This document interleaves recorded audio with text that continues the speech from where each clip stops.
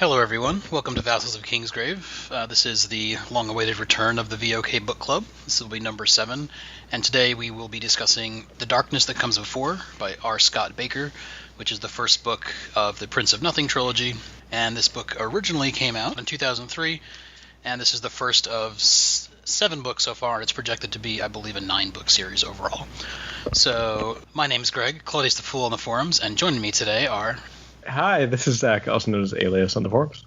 Howdy, this is Alex, known as Lucky Charms on the forums. It's Matt, Blue Armor on the forums. This is Stephen, SJ Lee on the forums. G'day, this is Duncan, also known as Valkyrist on the forums. And we're also joined by Casey, who's lurking, just because. I'm meeting the woman quota. Yes. Go me. Yes. So thank you. I haven't read the book. She's heard me talk about the book enough, though, so... Actually, Casey can talk a little bit about how much she hates these books just because it's keeping me from reading Harry Potter. So yeah, I hate it so much. I want it to end. I was 100 pages into the 6th Harry Potter book, and I was like, I just have to read the next Bakker book because like I was in the world, and I was like, I can't read Harry Potter and go back and forth between like this awful dark, world full of demons and elf rape and everything else. And Man, Harry Potter's different from what I remember. and then read R. Scott Bakker. Yes. The whiplash. Thank you for making the joke I wanted to happen. Yeah. Casey, who's your favorite character in these books? I'll have to go with the cum guy. All right. Good pick. Solid pick. Classic. So, Greg, what you do here is you just edit out Casey saying, I'll go with the cum guy. Yeah. We all know who she's without talking context. about. All right. God dang, it took less than 5 minutes. Back on track. So, Doubt it. So this, yes, like I got into these books because Alex basically forced me to read these books when we went to Ice and Fire Con 2 years ago. He gave me the trilogy, and I had no choice but to read them. I'm glad he did because they have become probably my. I don't want to say they've replaced Game of Thrones, Song of Ice and Fire, but like they filled that hole in my literary life where I needed something to get into like that. And I thank you for that, Alex. Part of me is very frustrated because as I read these books, like Alex and talk, like I probably texted or over Skype at least 100 times about like what the hell's going on, who is this guy, what is happening, and you've always got me through to I'm almost done with the 7th book. Well, I just started the 7th book. So thank you for that, and if you want to talk a little bit about how you got into them and why you were such a fan of these books. I know you recommended these for the first book club we did way back in, I want to say 2014. Yeah, that's right, because I think it was Station 11 was my first VOC episode because that was book club 3. It's interesting, except for Matt, I think I bear the onerous burden of establishing all of this within the VOC community, so I take all the blame. Getting into the series actually involves a podcast of Ice and Fire where I first heard about Bakker, I believe, on the second A Podcast of Ice and Fire episode, so this was recorded back in 2007, I think, ages ago. And the various hosts are discussing a contemporary fantasy series that are comparable to A Song of Ice and Fire. And Amin very briefly talks about Bakker. But he was very dismissive, and I quote, "It's not worth anyone's time because all the heroes die and the bad guys always win," right? Which, I never begrudge people their emotional responses to the series, but I don't think that's the most sophisticated reading of the series or its themes, but that's neither here nor there. When I first read this book, I absolutely hated it. After 5,000 pages of getting attuned to A Song of Ice and Fire, just getting into a different sort of dark fantasy, it really racked my brain. Any criticism you can imagine, I had the ornate, like, over-elaborate prose, as you say, Duncan. All the characters are miserable bastards at first glance. Just really frustrating to get through. And I was thinking about, in this sort of preamble I'm having, like, what exactly back then like compelled me to continue because it was just so miserable. And I think I hinged upon this, where in the context of Bakker's world, the great mythic conflict in the past, the first apocalypse, occurs during the late Bronze Age, early Iron Age of this world. So instead of medieval knights fighting orcs or whatever, you have Macedonian phalangites or hipaspitae, and Alexander the Great's companion cavalry fighting orcs. Camillus's Roman legions getting pulped by trolls, or Gallic warriors getting destroyed by dragons or whatever. As a classicist, it really tickles my brain. I really fell in love with the world Bakker was crafting before I had any other sort of meaningful relationship with the text, and that alone compelled me to continue. And like the more I read, the more my thoughts were percolating. Like the more I just wanted to discuss the series, because there's just a plurality of complex themes and ideas, and I inculcated myself in the Vok book club, and it's 4 years later, and my complex probability trance has played out finally. So here we are. It was almost Machiavellian the way that you put this whole dilemma together, and it's gradually convinced Greg and Zach that it was in their interest that this happened. I am Kellis, come to infiltrate the Holy War and pervert all of you. Yes. Well, thanks for the history and how you got into it. And so basically, just to give like a broad summary of the first book. Basically, this is set in a, I guess, late medieval or medieval type world, sort of around a Mediterranean-like area, where thousands of years in the past there was this thing called the First Apocalypse, where the world almost ended. The big bad guys almost killed everybody, but they were destroyed at the last second. And now, after thousands of years, most people have kind of like forgotten about them and don't think they're around anymore. But there's these sorcerers, the Mandate Schoolmen, who they know that they're around, and they're trying to find out what's going on with they're called the Consult and the No God. And Achamian is one of the main characters in the book. He's one of these sorcerers, and he is basically sent on to be a spy to one of these kingdoms to basically find out where there's going to be a holy war and who it's going to be against. That's kind of like the jumping off point of the series. There's also a lot of other stuff going on, but that's like the basic part of it, and Alex can expand on that, or anyone else if they'd like to. Right. I mean, the key thing to compare it to is, the Crusades. Like, that's your jumping off basis point. As the War of the Roses is to A Song of Ice and Fire, the First Crusade is to Prince of Nothing. Yeah. Which is one of my historical kind of I know the Crusades in general, and most of that comes from Robin Hood. So when King Richard comes back at the end, but I'm not an Kingdom expert of Heaven. Oh yeah, everything was great in that movie except for Orlando Bloom. Orlando Bloom. So that's a series, and I guess it's technically considered grimdark fantasy, which I really only first heard associated with Bakker, that he's the master of grimdark. I don't know if that's an official part of fantasy or just his style, because it is pretty grim, it is pretty dark, and it is fantasy. So has anyone else read any other similar books to these, or do you think these kind of stand on their own? Well, I would just say on the term grimdark, my understanding of that term is that it could actually be applied to A Song of Ice and Fire. I think it could be applied to that as well, or some of the Joe Abercrombie books. I think it just generally means kind of a amorality of the world, that kind of thing, a kind of darkness of the world. So I think it does apply to these books, but I think it could actually apply to, obviously, those books that we talk about a lot as well. Okay. Yeah, I think that was a fairly broad definition that could be applied to a lot of different things. I think there might be an interesting distinction to make between grim dark and just dark fantasy, because at least for me, I conceive of grim dark as having maybe gallows humor, like The First Law, where there's lots of dark comedy and funny things sort of going on, and this is much more ponderous and serious. So yeah. I think dark fantasy is much more appropriate. And I think grimdark tends to imply taking something that was potentially meant for children, like comic books or early fantasy, and then revising it for adult audiences by introducing violence and sex and adult themes. So it's adding a darker, edgier tone to something that was originally for children, or perceived to be for children or younger audiences.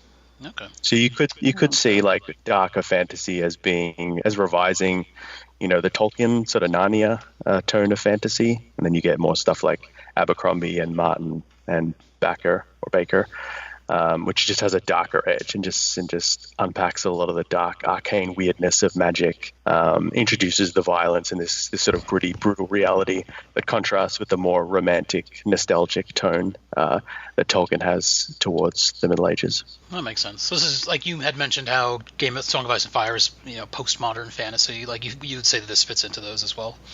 Yeah, so I guess postmodern in the sense that it's skeptical of the way that the Middle Ages or medievalism is romanticized and remembered and imbued with all of these values.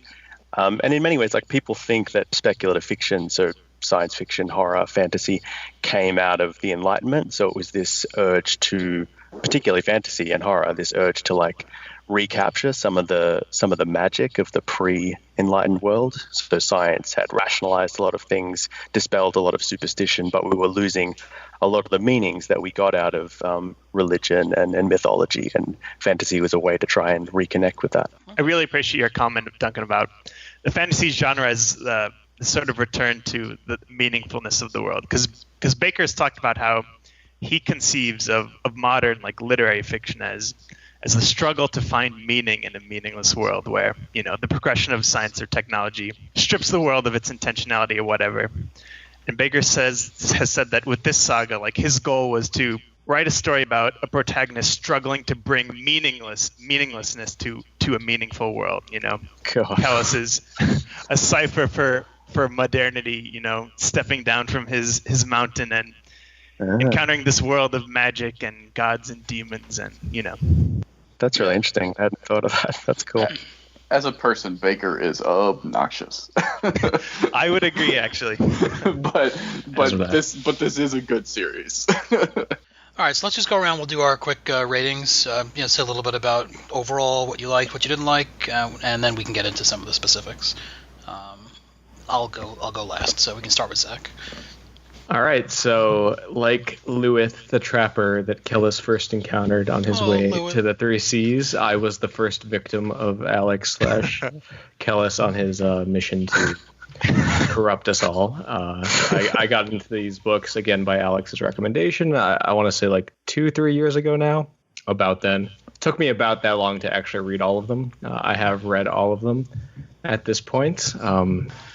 I would say that I have a kind of, moderate opinion on the books as a whole. There are things that I like, there are things that I don't like, but I think overall I really do enjoy them. I think the writing itself is really enjoyable. I like the philosophical aspects of it.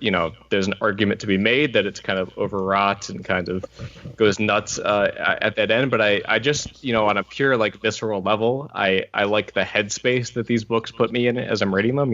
I feel very thoughtful as I read them. It might not amount to much, but I like the feeling. I like the world building as well quite a lot. I like the idea of kind of taking this fantastical angle to the Crusades, as a plotting approach, especially in these first 3 books. I like some of the characters, not all. I think that they're not meant to be, universally loved. I think that's the idea, but I do enjoy following their stories, and I like the more troubled and the kind of more fucked up, you could say, characters quite a bit. I think if there's a favorite character of mine in these first 3 books, it's Nair. He is my favorite. So. He is certainly not a good person. He's got a lot of issues, but I enjoy that. But yeah, otherwise, that's my opinion. I think it was very difficult for me the first time through to really grasp everything. I think that's pretty much going to be everyone's experience. It wasn't until I read these first 3 books a second time that it really fully crystallized for me. But I do, not fully crystallized, like 80% maybe, or more like 50%. But I did enjoy the journey the whole way. And I think this first book is actually, I do like it quite a bit, the way that it kind of sets a lot of different things up. And I like the situations it puts the characters in. So it's good. Yeah, I'd say it's, for this first book, I would give it 3.5. What's a good lemon cake replacement for this? We're doing Corey. We said Corey. Okay, Corey. I'll do 3.5 of those. Don't know what would happen if you cut one of those in half, but it seems. I think you just have 2 Corey. Yeah, I guess. Yeah. But I don't think you can. Isn't that the whole thing? They're like magic. You can't cut them or do anything. Yeah, they're probably unbreakable. The ephemetic sorcery is weird. That's all right. We're not there I yet. don't even understand. Yeah, we'll get into that later. It's both a strength and a weakness of this story. Alec? I would say for my first read, I would give this. I'll mix it up. I'll say 2 Swazund out of 5. But where I am now with this book, this is still my least favorite in interesting. all of the published novels. Maybe 4 out of 5. Do you want to elaborate at all, or just the ratings? I mean, you've kind of talked about. Well, just sort of recapitulating what I said earlier. Okay, but, no, that's fine. Yeah, I got you. All right, Matt. So I've only read the first 3, and actually I originally read them a while back in my high school, college days. I would just wander around. The Border still existed back then, so I would wander around the fantasy section, just kind of pick out, look for long series that looked interesting that I could read. So this is one of the ones I picked out. It was sometime between 2008 2010. But I've only read the first 3, and this is actually my favorite of the first of the 3, just because I'm a kind of a big fan of world building and setup. It's kind of the reason I got the book in the first place, was the title, Darkness That Comes Before, which the story was exactly what I expected it to be, where I was like, oh, that's probably going to be a great like setup type book with good world building behind it. It's hard to rate just because it's a very good novel, but it's just clearly such a first part of a series. And I've read, with stuff like Song of Ice and Fire and Malazan specifically, I've read books that are slightly longer than this that have that kind of good setup, but then keep going and kind of give a good payout and kind of like wrap up individual storylines while also kind of building a more complex picture, where in this one is clearly kind of the first book of a trilogy. So it's hard to rate like that. But I do think the series as a whole is good enough to be kind of considered with other, I consider those 2 series as, top bar of high fantasy, but obviously just below them. So I give it about like a 4.25. Sounds good. Stephen? I would probably give the first book 3 out of 5, and it is the only book in the series that I've read so far. I remember when I finished it, I started talking to Greg and Zach and Alex about it, and it was one of those things where I said to myself, like, I liked that book, and I look forward to reading the next one, I think. But a huge chunk of it I just hated, or I hate these characters, or some parts of it were just like unpalatable. I found a lot of the book left like either disturbing or unpleasant aftermath or aftertaste after I consumed it. There's a lot of bits I like and I found enjoyable, and I'm curious how that will evolve as the series goes forward. But I don't think this is an easy book. The language can be incredibly dense, and you can't just casually read it with a bit of your mind on something else. So you really have to sit down and focus on what you're trying to consume if you want to have any idea what you're passing through. I would say the first maybe third didn't do a lot for me, but I loved the middle section and towards the end. So if you pick this book up, maybe give it a shot all the way through before dismissing it, because it changes. I find the character of the book changes a lot as it goes as well. So I think it's a really interesting read, but not without some caveats. Very, very fair points. Duncan? So this is a book I've been meaning to read for a while. It was recommended to me as being similar to A Song of Ice and Fire in its style and its tone. But nevertheless, I found it a pretty frustrating experience. I think there's a lot to admire about the book. As you guys said, it creates this enormous, detailed world and fills it with unique, complex characters. I like how Bakker gets at the frightening, surreal aspects of fantasy and asks challenging philosophical questions about the genre. Unfortunately, I found the narrative needlessly convoluted and nauseatingly bleak. The first half of the novel is almost... I got Robot Duncan. And it's a cross that I think a lot of fantasy has to carry, but I think great works like Lord of the Rings are able to convey that world building more organically through the lens of character development. The other major issue, as a few of you have mentioned, is that most of the characters range from amoral to outright despicable, which makes it really difficult to root for anyone or care about the outcome of any of the conflicts. And I think it's useful to compare it to A Song of Ice and Fire, because while A Song of Ice and Fire depicts a brutal world, it's at least inhabited by a diverse range of personalities, and you even get the occasional joke or a song or a moment of humanity.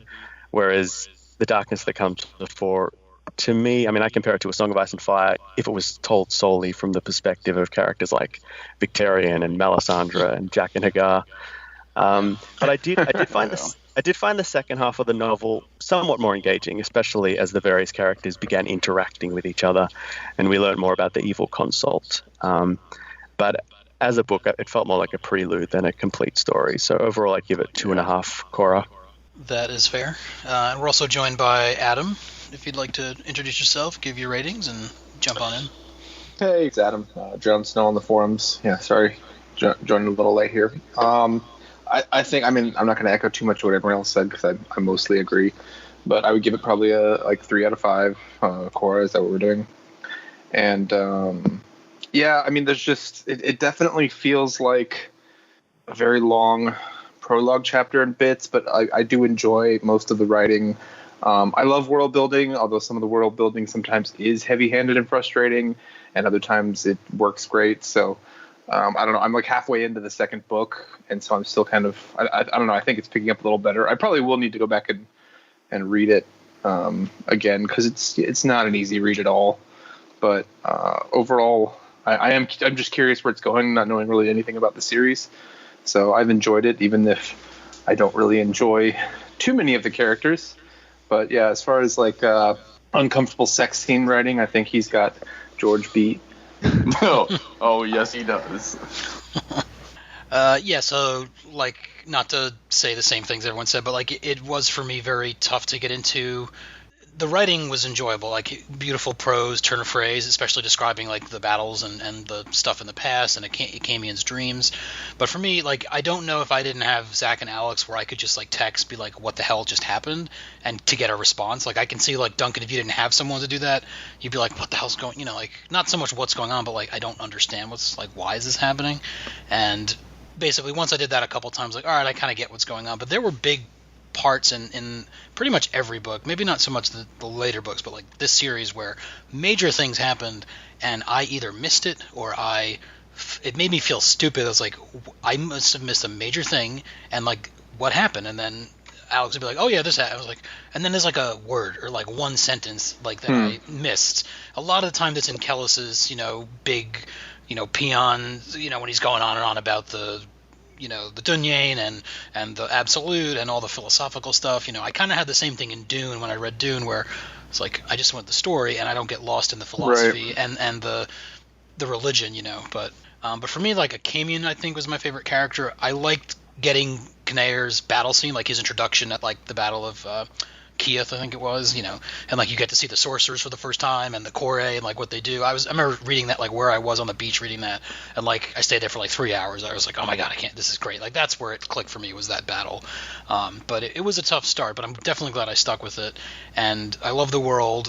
Even though the story is kind of like the same, very broadly speaking, as a lot of fantasy where there was a big bad thing happened thousands of years ago, the world's moved on, but there's a big bad guys coming back. Like, that's the basic story. But there's a lot more going on here with the sorcery, and like, sorcery in this world is not a good thing. People don't look up to sorcerers. They're like despised. They're considered damned. You know, they're not evil, but they're like, you know, don't get too close to that sorcerer. Yeah, you'd think they just use their magic to change everyone's minds. Right. But like learning the different schools, that was one of my favorite things. Like, because in the prologue, I don't know who the Scarlet Spires are. I don't know who the Mandate is, and like I don't really know what the hell's going on. But like in hindsight, when I reread this for this, I enjoyed it so much because I knew I had answers to all my questions, so I could just enjoy it. And like the second time through was much better for me. So I'd say I'd give it a 3 Kore overall, just on its own for the first time reading. And but I'm glad I stuck with it.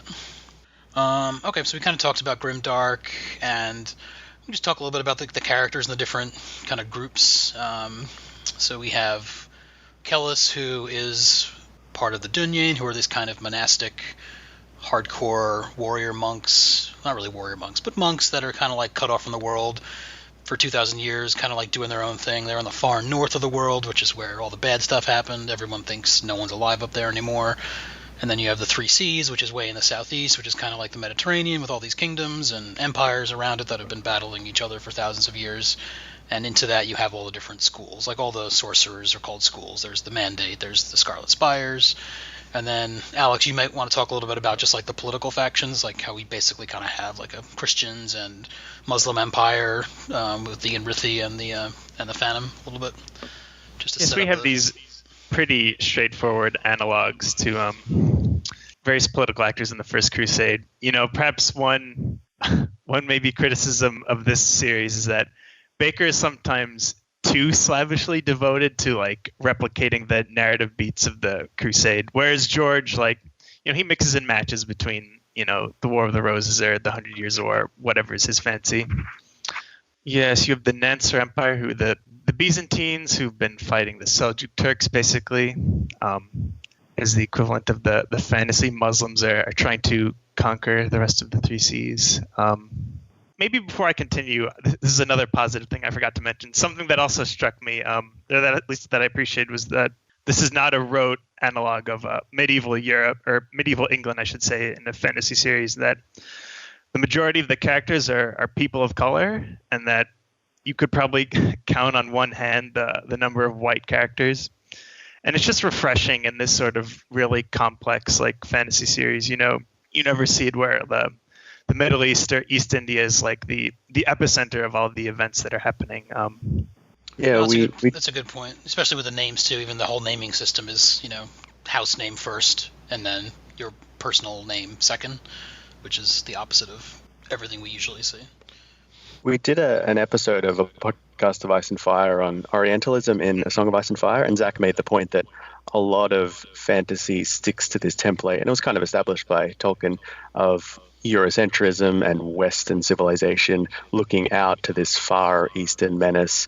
And there weren't many narratives that eschew that or upend that or sort of try to create some new paradigm. But I think Bakker does try to do that to some extent. It doesn't fit as neatly into that Western tradition of fantasy. It's doing something different. It's doing something new, or he's just trying to, at least. Because the equivalent of Europe was basically destroyed 2,000 years ago, right? Which is kind of what happened in Tolkien. You have, the Northern Kingdom was destroyed, and that's where Aragorn descended from, and he got out and went, to hang out in Rivendell. But yeah, it is. I mean, if you do put this on a map, this is basically where. I guess the caveat would be it doesn't make a particularly sympathetic image of a fantasy Middle East. It's not like there are these heroic characters equivalent to Aragorn. They're all pretty grasping and amoral, and there doesn't seem to be any sense of the greater good. It's all about what can I make, how can I benefit from this situation, how can I exploit people and manipulate people and control things for no particular end. I mean, that was the other problem I had with a lot of the characters, that they had these goals, whether it was to have glory or to have revenge, but I didn't get a sense of why they wanted those things. They'd sort of been, and maybe that's part of the theme, that they'd been conditioned to want these things, but there was no internal motivation that I could sympathize with. They all felt a bit robotic to me. I would say that the Northirai, the Middle Northmen of the Three Seas, are not treated as exceptional in that regard. So there's no racial stereotyping or caricatures as it relates, right, to the Ketchai versus the Northirai or whatever. So the characters in that sense are treated with dignity, and they're not racist caricatures, right? Unless you're a prostitute. I guess I was looking for more of a spectrum of morality rather than just amorality to despicable.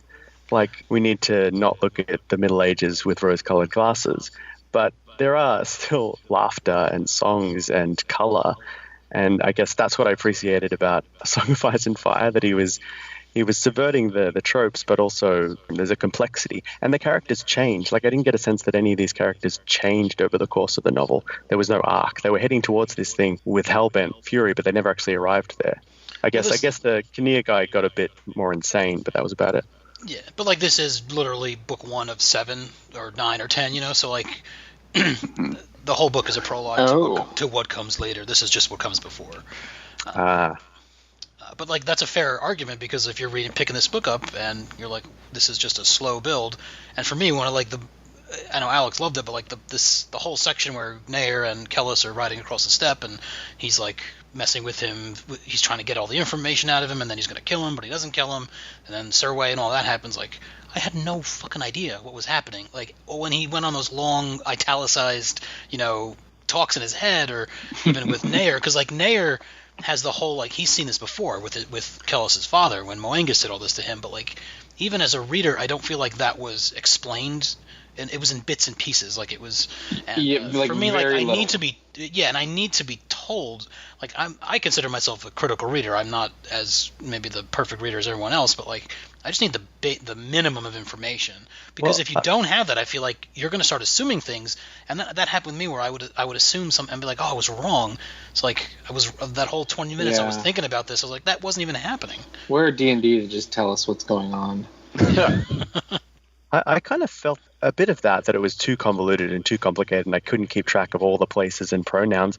But at the same time, I felt like it was overly academic at times, where he was describing these characters almost like he was giving us an FBI profile of all the traumatic things that have happened to them and how that's influenced their current anxieties and their current living conditions. And I guess it didn't feel like we were learning about these things organically through the interactions between the character and their environment. It's like, as soon as we get to Serway, here's her traumatic upbringing, and that's why she is the way she is. And it's like, no, that's just, it feels like an info dump.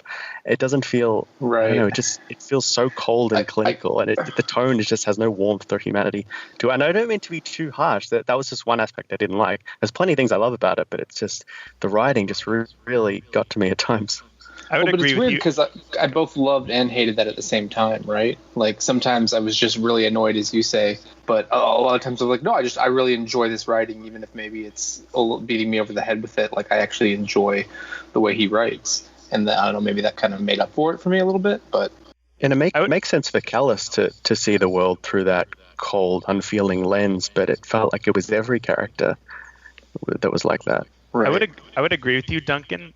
This is me at my most scathing criticism this first novel, as Bakker's debut, and it's a shame that you haven't read Dune, because Bakker is trying so hard to be like Frank Herbert in this first book that it becomes a bit overwritten and awkward at sometimes, and not totally, but a lot of that stuff goes away in the next book. Like, Bakker finds his own voice much more readily.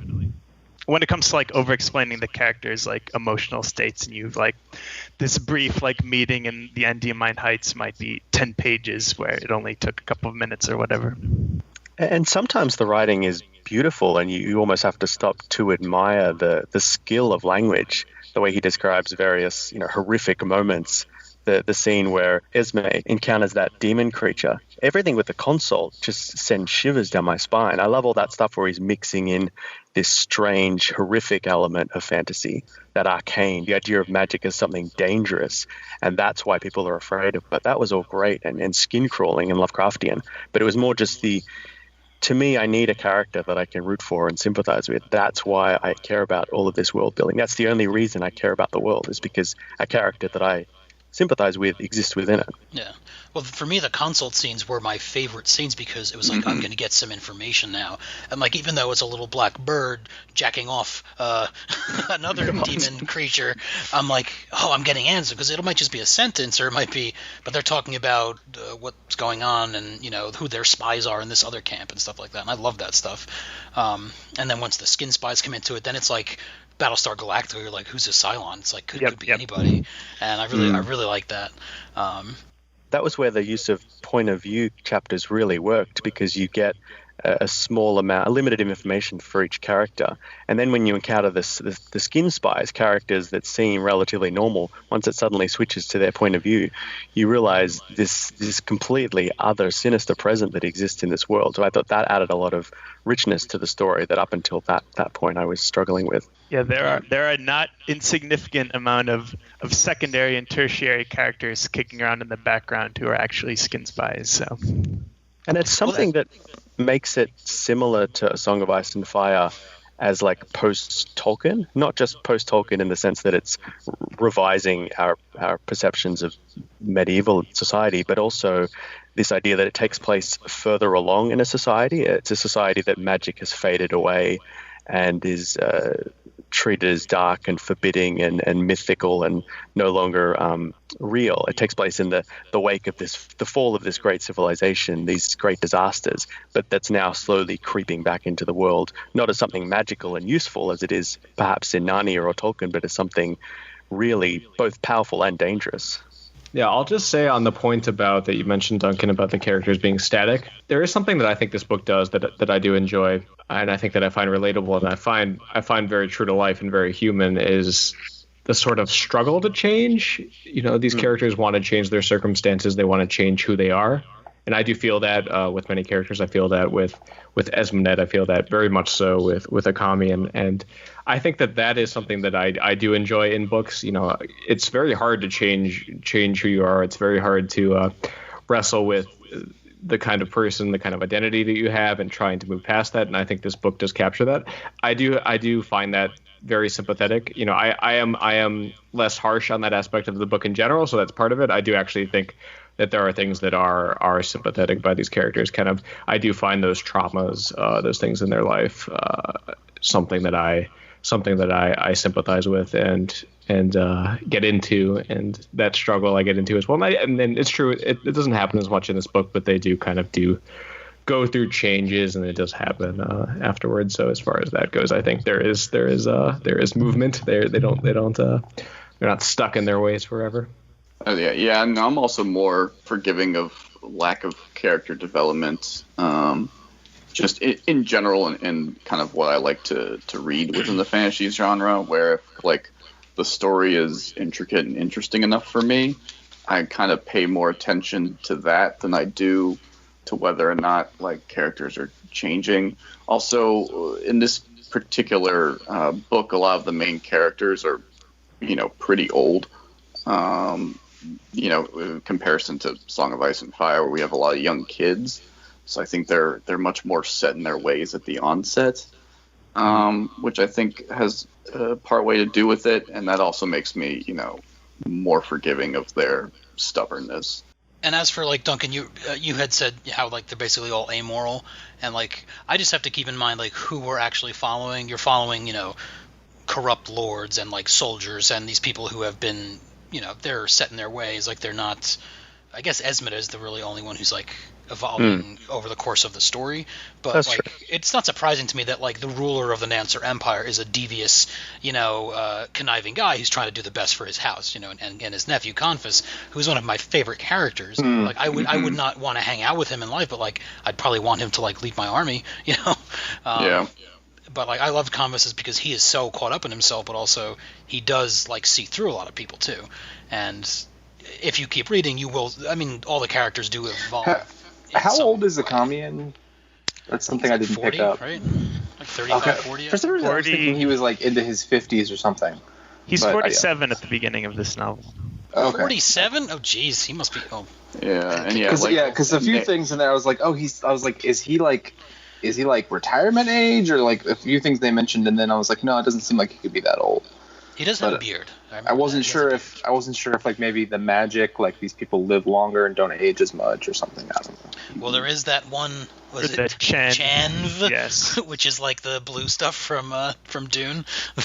Yes, because The Iocus spice is like must flow. 120 No, not the spice, years the other old. stuff. Yeah, Iocus is, like, super old and clear. He's clear as well. But yeah, I feel like most of the main characters are, like, in their 40s or, like, late 30s. Well, Confus is like 26. I remember asking Alex at one point. He's like, Right, 26. the young general is, but Yeah. his uncle, the emperor, is fairly old too. Yeah. So I mean, the Dunyain are a huge part of the series, huge part of the story. Kellis is basically, I don't know if he's the hero, but he's one of the main characters between him and Akamian. So, like, what was your impression of the Dunyain overall? I mean, we have that brief prologue where they actually show up at Ishwal, and, like, they're just these roaming people in the woods, and then they get a place to call their own, and we find out that over the course of thousands of years, they have basically, like, cut themselves off completely from the world. I think the book, like, in the glossary, they say that they've repudiated history. So, like, they don't even know about magic. They're just doing their thing, and they're living basically, like, 50 miles from the heart of, like, in Mordor, basically. Like, on my second read through, I was much more sympathetic to Callus because for various reasons, like he's basically like, oh look, a stick, oh look, a butterfly, oh look, words, because like he's been just in his world. But like I don't like Callus. I don't think I was rooting for him particularly. But what were your guys' kind of thoughts on just the Dunyan in general? Like, do you have an understanding of the first apocalypse, that whole time period, or was it more like, because for me it was just putting pieces together as I got it throughout the book, even though that first prologue is the first apocalypse. I don't particularly like him, but I don't really like hate him at all. He's more of like just like a fascinating character to me and someone to follow. We can't really talk about with like this book, but like with where the story goes, I understand like why like he's kind of the focus character and why he's so important. And I think his like style of character is necessary for the task he has to accomplish, but he's also very he sees the world as cold and calculating, so it's hard to really find something to latch on to like about him, just because you can't relate to his style of thinking at all. No matter how cold and callous you are, you're going to have some sort of emotion one way or the other. Like it's an this is the fantasy aspect. It's impossible to really achieve that form of distance, a distant way of looking at the world. This is where the intertextuality with Dune comes in, because I think it's very difficult to have an appreciation for Callus as a character with him being in communication with Paul Atreides, or Leto II as like another like genetically engineered like Ubermensch. I usually conceive of Callus, this might be a little reductive, but he exists like as like a walking, talking plot device. Like he's basically a cipher, a foil to like explore the psychology of all the other human characters, right? And not much else. Yeah, fair enough. But also he's also legitimately like the savior though. Like the world won't survive without him. Well, that's the $1 million question, isn't it? Right. Yeah. I haven't read the second quadrilogy, but but at least going off, what happens by the end of this, like he's very much necessary. I'll say I hate Callus. Yeah. Yeah, I agree with a lot of what you said, and then emotionally interpret it completely differently. I think he is a horrible monster, and I hated his interactions with Lewith. And I thought, okay, maybe this guy's gone for a while, and I don't have to care. And he was, and that was good. And then he reemerges, and the sections with Nair and Surway are just horrendous. It's like I think a cursory glance you'd say like Nair is a huge villain in that section, but like the way Callus thinks, I think is just like sociopathic. Well, yeah, because it is fucking horrendous. Like, but it's just so ugly, but you see his manipulation playing out on people, and the way he essentially like victimizes people. Like he is almost like the lodestone dragging down this book for me. And you wrote the op-ed. It was you, Stephen. I did. Oh, no, that was Lodestar. That was Lodestar. Sorry. Quick to jump. But I knew both words. No, it's like I think he's awful, and the fact that he's a central character. I will hope it balances out cool Mansurian Empire stuff that keeps me going. No, that's a very fair point. Yeah, yeah, like it's basically like all the shit that happens to Surway is just the weakest part of the book, and it's just tedious. And yeah, it's the one part where like I would just skim through it, and then I would I read the conversations between him and there, and then skim through everything else. I'm not sure. I like Surway's character. I actually like the way. Yeah, no, I like her character. It's just her consistent circumstance of getting assaulted just gets tiresome. Yeah. A lot of my contextualization with this series is that I read Malazan first, and it helped prepare me for this style. How many novel. books are there in that series? I think I tried the first one and just could not get into it. Yeah, the main series, there are 10 of them, and the first one is the worst one is the problem. Like it's the main problem of the series, and it's why we can never do it for this book club, because it's pointless talking about the first novel. It's just a giant prelude, like similar to this book, but even more inaccessible. And it's the second and third books that are just incredible, but no one ever makes it to those. Well, we used to have less options. Like, it used to be if you told someone, actually the second season of a TV show is good, they're like, okay, I'll watch that and get to it. And then you watch 4 seasons that are great. And now people are just like, I can't. If episode 1 isn't good, fuck it. Like, yeah, no one has the time these days. And yeah, that's the thing. I first read it back in 2008. So. All right. What about Akamian? Because I think he's kind of meant to be if there is a likable character, it's meant to be him. He has a sense of humor. He's traveled. He's friends with Esme, and he's friends. He's got his fingers in many different pies, and he's kind of the thread that connects what's going on in Sumna and to his school, and then obviously at the end when it comes together with him and Akamian and Proyas and everybody, he's the center of everything.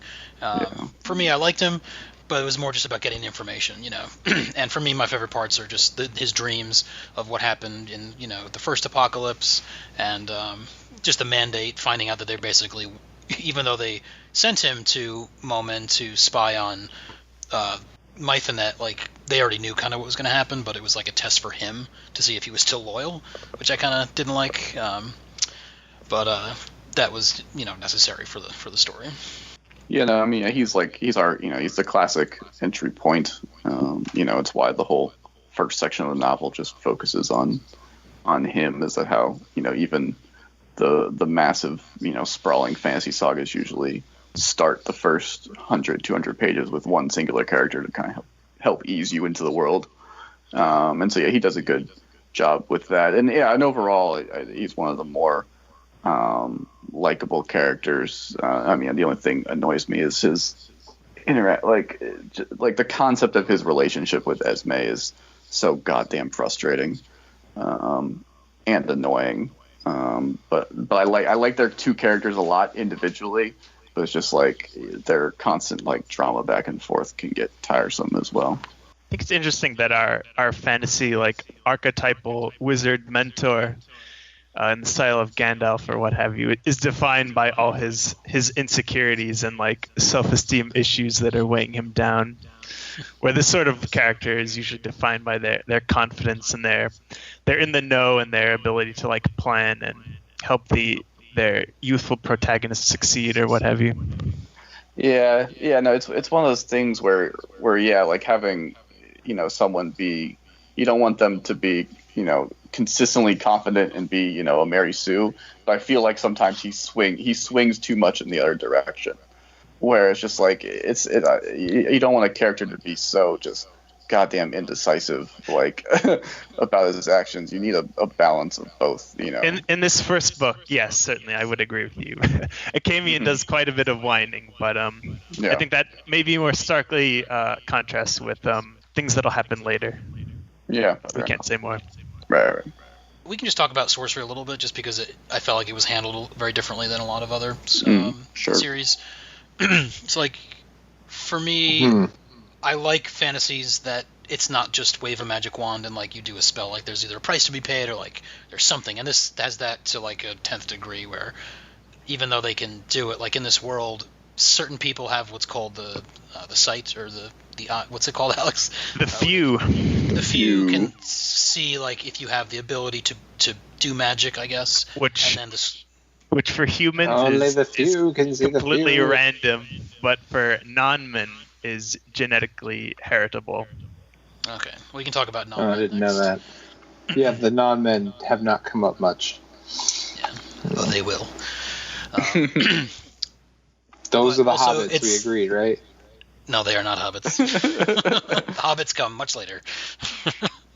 But for me, like, it's a double-edged sword where, like, I like the fantasy to be kind of have a dark spin to it and like a price to be paid, but also it always takes me out of any fantasy when like the magic actually happens. I'm like, that's silly. Like I always have to fight against that, but I didn't have that so much in the series because the way he describes the use of the magic, especially the mandate magic, the gnosis, is like mathematical, where like he talks about equations and geometries, which is a different. I've never heard, literally just the prose of magic explained that way, and I really like that. Especially when you finally get to see like Akamian in action at the end of the book, where he does his whole thing to protect the Emperor. Yeah. I mean, yes, there are giant dragon heads spewing fire, but like even them, it's kind of more scientific than magical, even though it's magical, if that makes sense. But yeah, what he does at the end of the book is crazy and badass, and then like he's just like, I'm gonna leave because no one will listen to me. And they're like, obviously this is not anything out of the ordinary. It's just a spy from our enemy. It's like, oh. I hated that, and I love it because I hate that it trope was this so much. Yeah. But yeah. And for me, I knew that this was just going to be like the first of 4 books or whatever that like no one's going to believe him, even though we all know what's happening. And then it's going to be too late when they realize what's going on. Well, this is no different than A Song of Ice and Fire, where the impending supernatural threat is hand waved away or whatever. Yeah, well, exactly except in The Song of Ice and Fire, there really isn't magic. Like they had dragons, but no one had seen them in a long time, so it's like separated enough that people are like, eh. Like, and it's weird that this thing is very magical, just like all the other magic they have floating around. They're like, oh no, that couldn't possibly be. Yeah. So as I said before, like the magic for me is both a great strength of the book and to reiterate what you said about how he describes it, but also like a source of annoyance for me, where kind of as you guys talked about before with the prose and kind of the how this book can get quite dense at times.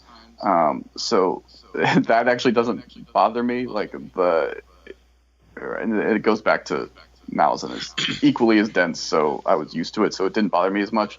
But the one thing that does bother me is sometimes when he describes kind of how he describes like action with the magic, he just gets so caught up in like the abstractness of his description that he doesn't articulate well enough what exactly is happening. It doesn't happen. Yes. It doesn't happen so much in this book. It becomes more apparent in later books. But in particular, the one scene, the scene kind of in the middle when was it Inrau? How do you pronounce his name? Inrau. Inrau. So like when he dies, the first part of that description of the scene is pretty cool because like he basically just throws his hand into a guy's heart and rips it out. But then there's like a weird description where it's not clear like who's actually like controlling the next bit of magic that happens, and you're just kind of like, what the fuck? And then Inrau just jumps over the balcony and like that's it.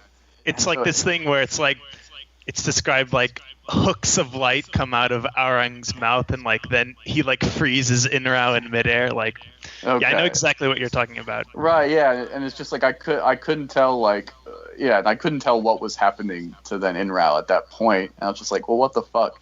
And it gets and then in later books like he has kind of whole like magical like combats that happen, and it's just so dense that you can't tell who's winning the fight. And so it just like takes the tension, like out of the fight. So like that's like the one instance where I love his concept of magic, but sometimes he's just too thick, and it takes away from like the big what should be a big dramatic swell and like moment of awesomeness gets lost in the abstract nature of the magic he's kind of created. Yeah, I think most of my angry texts to Alex and Zach were like, well, I just finished this chapter and something happened. I don't know what happened. I don't know what just happened. Yeah. And then I'm like, okay. I think what disturbed me about the magic was how it was sexualized in several scenes, because there's a lot of sexual violence in this book. That's a whole other thing, yeah. With the consult, you mean? With the consult, because I mean, A Song of Ice and Fire has sexual violence as well, but it's usually rooted in this idea of this is the cost. This was what happens in a feudal society. This is the cost of war, the breakdown of society. Whereas here, it's deliberately magic is used to sort of coerce and convince people and take people's mind, and it seems like they derive energy out of sexual submission or sexual domination. The consult are explicitly very base in their thoughts. As powerful as they are, they seem to just they seem to get a thrill out of violence, and especially sexual violence. So I thought that was disturbing and an interesting take on magic. It does seem to be like something that was in this world. Now it's been sort of pushed to the margins, but is slowly creeping back into it. So to me, at least just reading the first book, it seemed like magic was like this new variable that had been introduced to the world, that the world had been set up, it had been set up in this particular way for a certain time. Everyone knew the rules. Everyone was operating under a certain set of rules. But now there's this new element that's been added, the notion that people can control, magic is now being used in military contexts. And also That's that the there's key this, right there. yeah, but also that there's these actors that are influencing events that were previously thought to not exist, which is the consult, basically positioning themselves in powerful positions and manipulating events.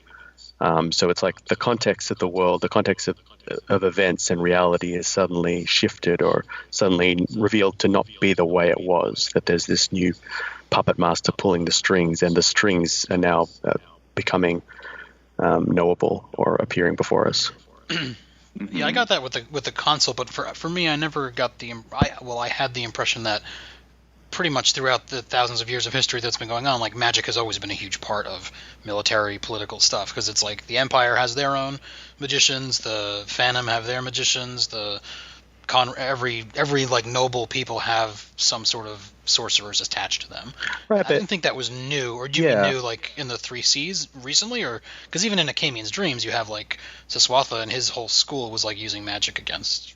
But weren't they? I thought sorcery was forbidden to be practiced in various places, and it was like I think it depends on how stigmatized. close they are, how religious they are, because that's from that's like in a religious book, like Right. suffer a sorcerer to live and all that. So Yeah. But I guess even in the context of the schools, there are rules. So it's very it's taught in a particular way. It's particular techniques that are taught to the students. They only accept certain people. Everything is fairly rigidly controlled. It's operated within the structure of the monarchy or the religious monarchy, whereas this is this new element of magic that no one controls and no one governs, that suddenly jumped on board and is messing around with the switchboard. You mean the console and their stuff? Yeah, I guess so. Okay. I guess it's only the console, but Yeah, I also think kind of like the key part of your point there was I get the impression that it'd been a while since magic was last used in military combat, and I feel like when Confus like uses the school like at the beginning of the novel, that's kind of like the first time in a while that magic has been like really brought to the fore. They all seem pretty shocked that they decided to ally with the magic school, and also when Nahia sees the magicians riding over the battlefield and blowing stuff up, like that seemed like that wasn't business as usual. Well, I think sorcerers are like tactical nukes on a battlefield. Like if both sides have them, you're not going to use them, but if one side does, like you're gonna. So for that battle, I think that was a weird thing because they didn't think that they were with them or they were in a different part, and it was a surprise the way Confus used them, because the whole thing in this world is that the Kore are always the balance against the sorcerers. If you have 100 archers with Kore, you can kill all the sorcerers. Like. Even though they're super rare, but like every lord has a Kore clasped around his neck, and even the barbarians have, Knaer has a Kore, which it took me a while to realize how powerful they are. Like, you can just throw one at a sorcerer and they turn to a pillar of salt. So it's like, there's crazy magic, but also if you touch this thing, you're dead. Yeah, it's kind of unfair. That's a nice, right? Which I still don't understand the origin of the Kore, and I think Alex explained it to me. Is that technically a consult magic, or is that something that like a non-man thing? The Apparetics had been a non-man school, I think, but they'd been outlawed, and then they made them for the consult. I think I might have to check the glossary. Interesting. You'd think someone would have come up with a way around them, but I don't understand. That's not the way they work. Yeah, so. there's kind of a hedging of those rules there. I think. They're undefined on purpose in order for you to not. It allows narrative flexibility. Yeah, exactly. Just because, like, yes, the core protects you from direct magic attack, but like you can just pick up a stone and chuck it at someone with a core, and I think they'll still die because it's a physical. Oh, yeah. It's like a physical stone, hitting them. So I feel like they're kind of easy ways around the core that are somewhat ignored in order to create a more balanced narrative and not make magic too overpowered, which I appreciate in the concept of these novels. I'll just say from a world building standpoint, I do like the way that magic is set up, clearly in this opposition to the religious powers that be in this world, particularly, in the part of the world that we inhabit in these books. I like the ways that magic users are marginalized, and it's certainly not a unique idea to have, these superpowered people be marginalized in this way, but I do like that as an approach. And I think what's unique and interesting in this particular case is this idea of the mark that magic users carry and that they accumulate as they use more magic, and this being a very clear sign and symbol that they, of course, according to the powers that be again, and the people that have decided this is what this means, is that they are damned, that they're doomed from the start because of this mark, and it will only get worse the more they use magic. But of course, balancing that with the fact that magic is obviously an extraordinarily useful tool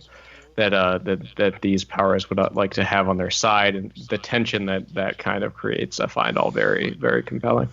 Yeah. What's the quote, Alex, for the sorcerers? Like, you may lose your soul, but you gain the world, something like that. That's the Mandate Catechism. Okay. The other one is when sorcerers sing, men die. Yeah, that's my favorite quote. Of course, that's what I have on the book talker at the store. And of course, the irony there is that in becoming a Mandate schoolman, your life is horrible and full of endless suffering and dreams that completely take away your ability to even sleep. It's not a good life. If gaining the world doesn't seem so great. I also really like that concept in general of, with usually these stories, we have kind of the cataclysm that happens before that everyone forgets about, but in this case there was specifically, one guy was like, no, like, at least some people in this world are not going to forget about this. And so I just really love that concept of forcing people to like experience his dream so that the world doesn't forget. Yeah, but they can't convince anyone. Right. Yeah. They're still. Yeah. I just want to be ostracized. I just want to say I agreed with a lot of what Zach was saying about the way magic is depicted in the world. I think it's novel and it's interesting, though I have to admit, as silly as it sounds, like, I'm not sure I found the taboo around religion very believable, especially like the very strong separation between the various religions and the people who practice sorcery. Because given what an asset it is, it doesn't seem reasonable to me for hundreds or thousands of years that these people have been pariahs and not incorporated into the power structures or accepted. Right. I think it makes sense for like commoners or kind of everyday people to be terrified of them, but I don't think it would make sense for like a stigma to constantly be surrounding them at all times. I think it makes for a more interesting story, but every once in a while, like, their utility and power makes it so hard for me to believe that, every major institution that is non-magical utterly despises sorcerers.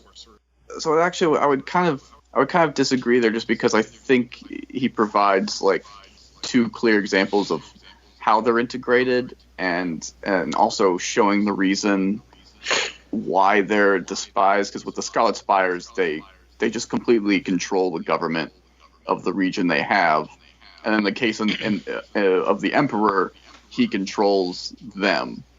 And so I think that's just kind of the irreparable conflict between the two, whereas because they wield so much power, like the rulers and the emperors just need to keep them down through force of will in order to maintain control, and so that they kind of have to create that, make them ostracized by the people in order to maintain their power in general.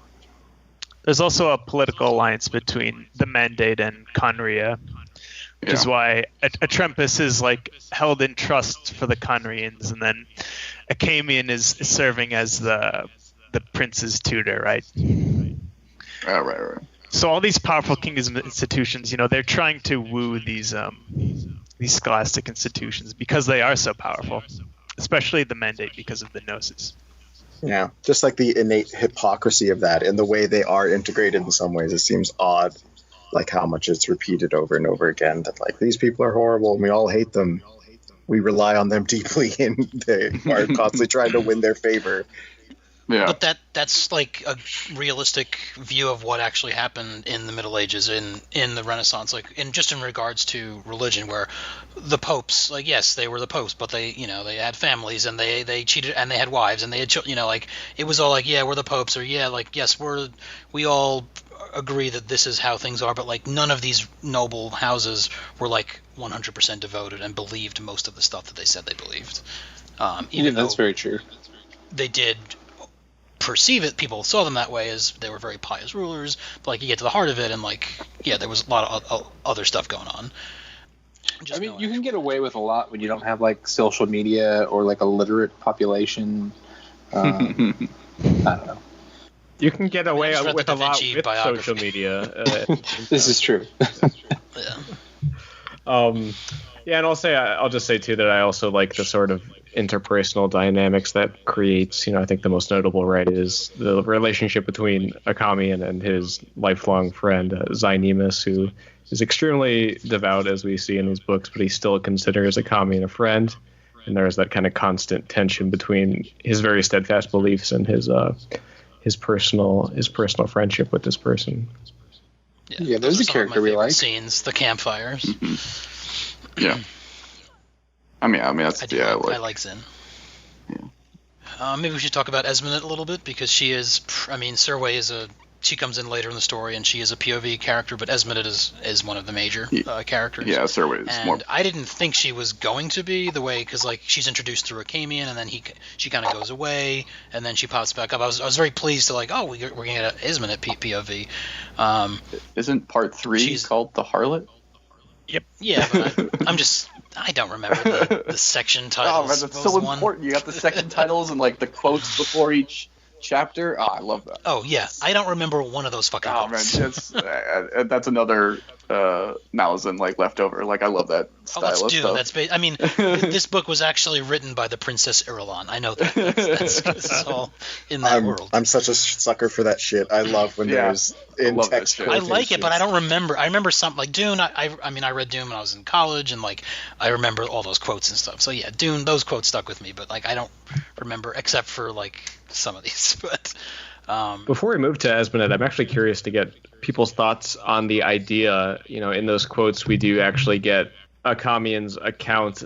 I believe it's in this book too. His account of the Holy War and that whole experience. So obviously, we know he makes it out of it, and we kind of get this forward perspective on that. Do people like kind of knowing what's going to happen, on that level, or does that bother anyone? That kind of thing? It's just one character. Like, yeah, like a thousand. It's a giant holy war. Tons of people die. Like, yeah, it doesn't really give away.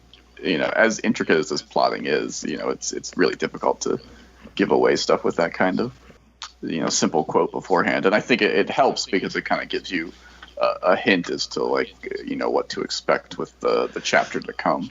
I didn't have a problem with it. I just Stephen King kind of did that sometimes where we read a book and they'd be like, later on, as he was laying in bed, he would look back on this. And I was like, oh, well, don't tell me that, But like, this is pretty early on that you get those. Maybe it also does tell you that this is the first Holy War and there's going to be another one at some point. Well, I love it. I think it thematically informs what the chapter will be about. And then you get all this delicious world building and like literary context for this world. I couldn't name a single theologian in A Song of Ice and Fire, and there's like 30 of those guys in the series. Septon Marable? Septon Barth, maybe? He counts. Who's the guy in Winterfell that gets thrown down the well? Septon... I forget. I can't think of it. That's Celador, or is that somebody else? Celador, there we go. Yep. Just want to discuss Esmond a little bit. 5 guys talking about a lady. How about we do that? I think she's a great character and provides a breath of normalcy and emotion into a story that can often feel very dry and like Machiavellian in a certain evil bent, where she goes on this crazy journey just to protect the man she's in love with, even though they have a really troubled relationship, which a justifiably troubled relationship. Kind of like her tragedy. I like everything about her when I think about it. She's definitely one of those characters that helped me get through the middle section of the book. Yeah, I liked her, but it was really her chapters that gave me a sense of how miserable a lot of this world is. Like, it just seems like everyone she interacts with is trying to kill her or trying to exploit her. And I thought that might have been a good chance to explore some of the world itself, because she wanders around the markets, she wanders around the road a bit, but we really don't get any of it. And I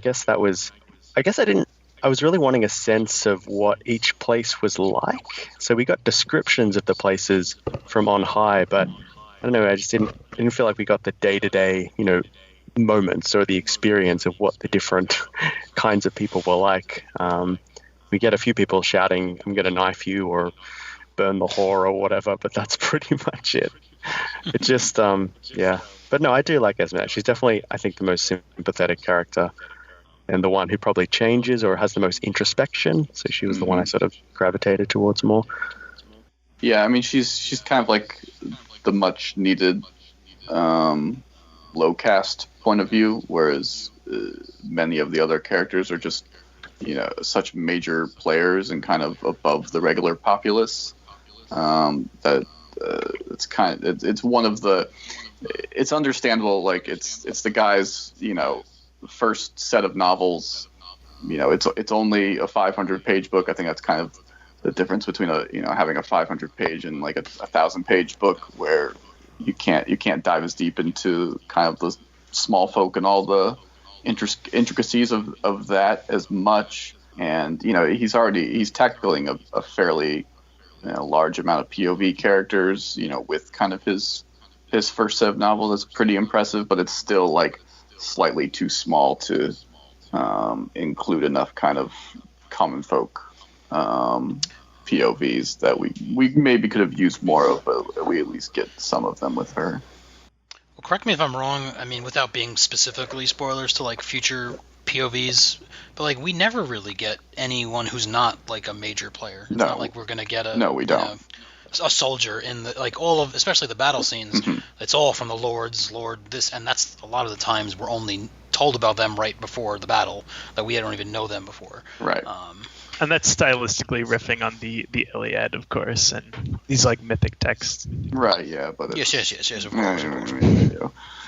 Right. But yeah, but it does detract a little bit from the battle scenes, especially later on. The ones in this novel, or mainly it's the one with Nair, I think works real well, just using a single POV.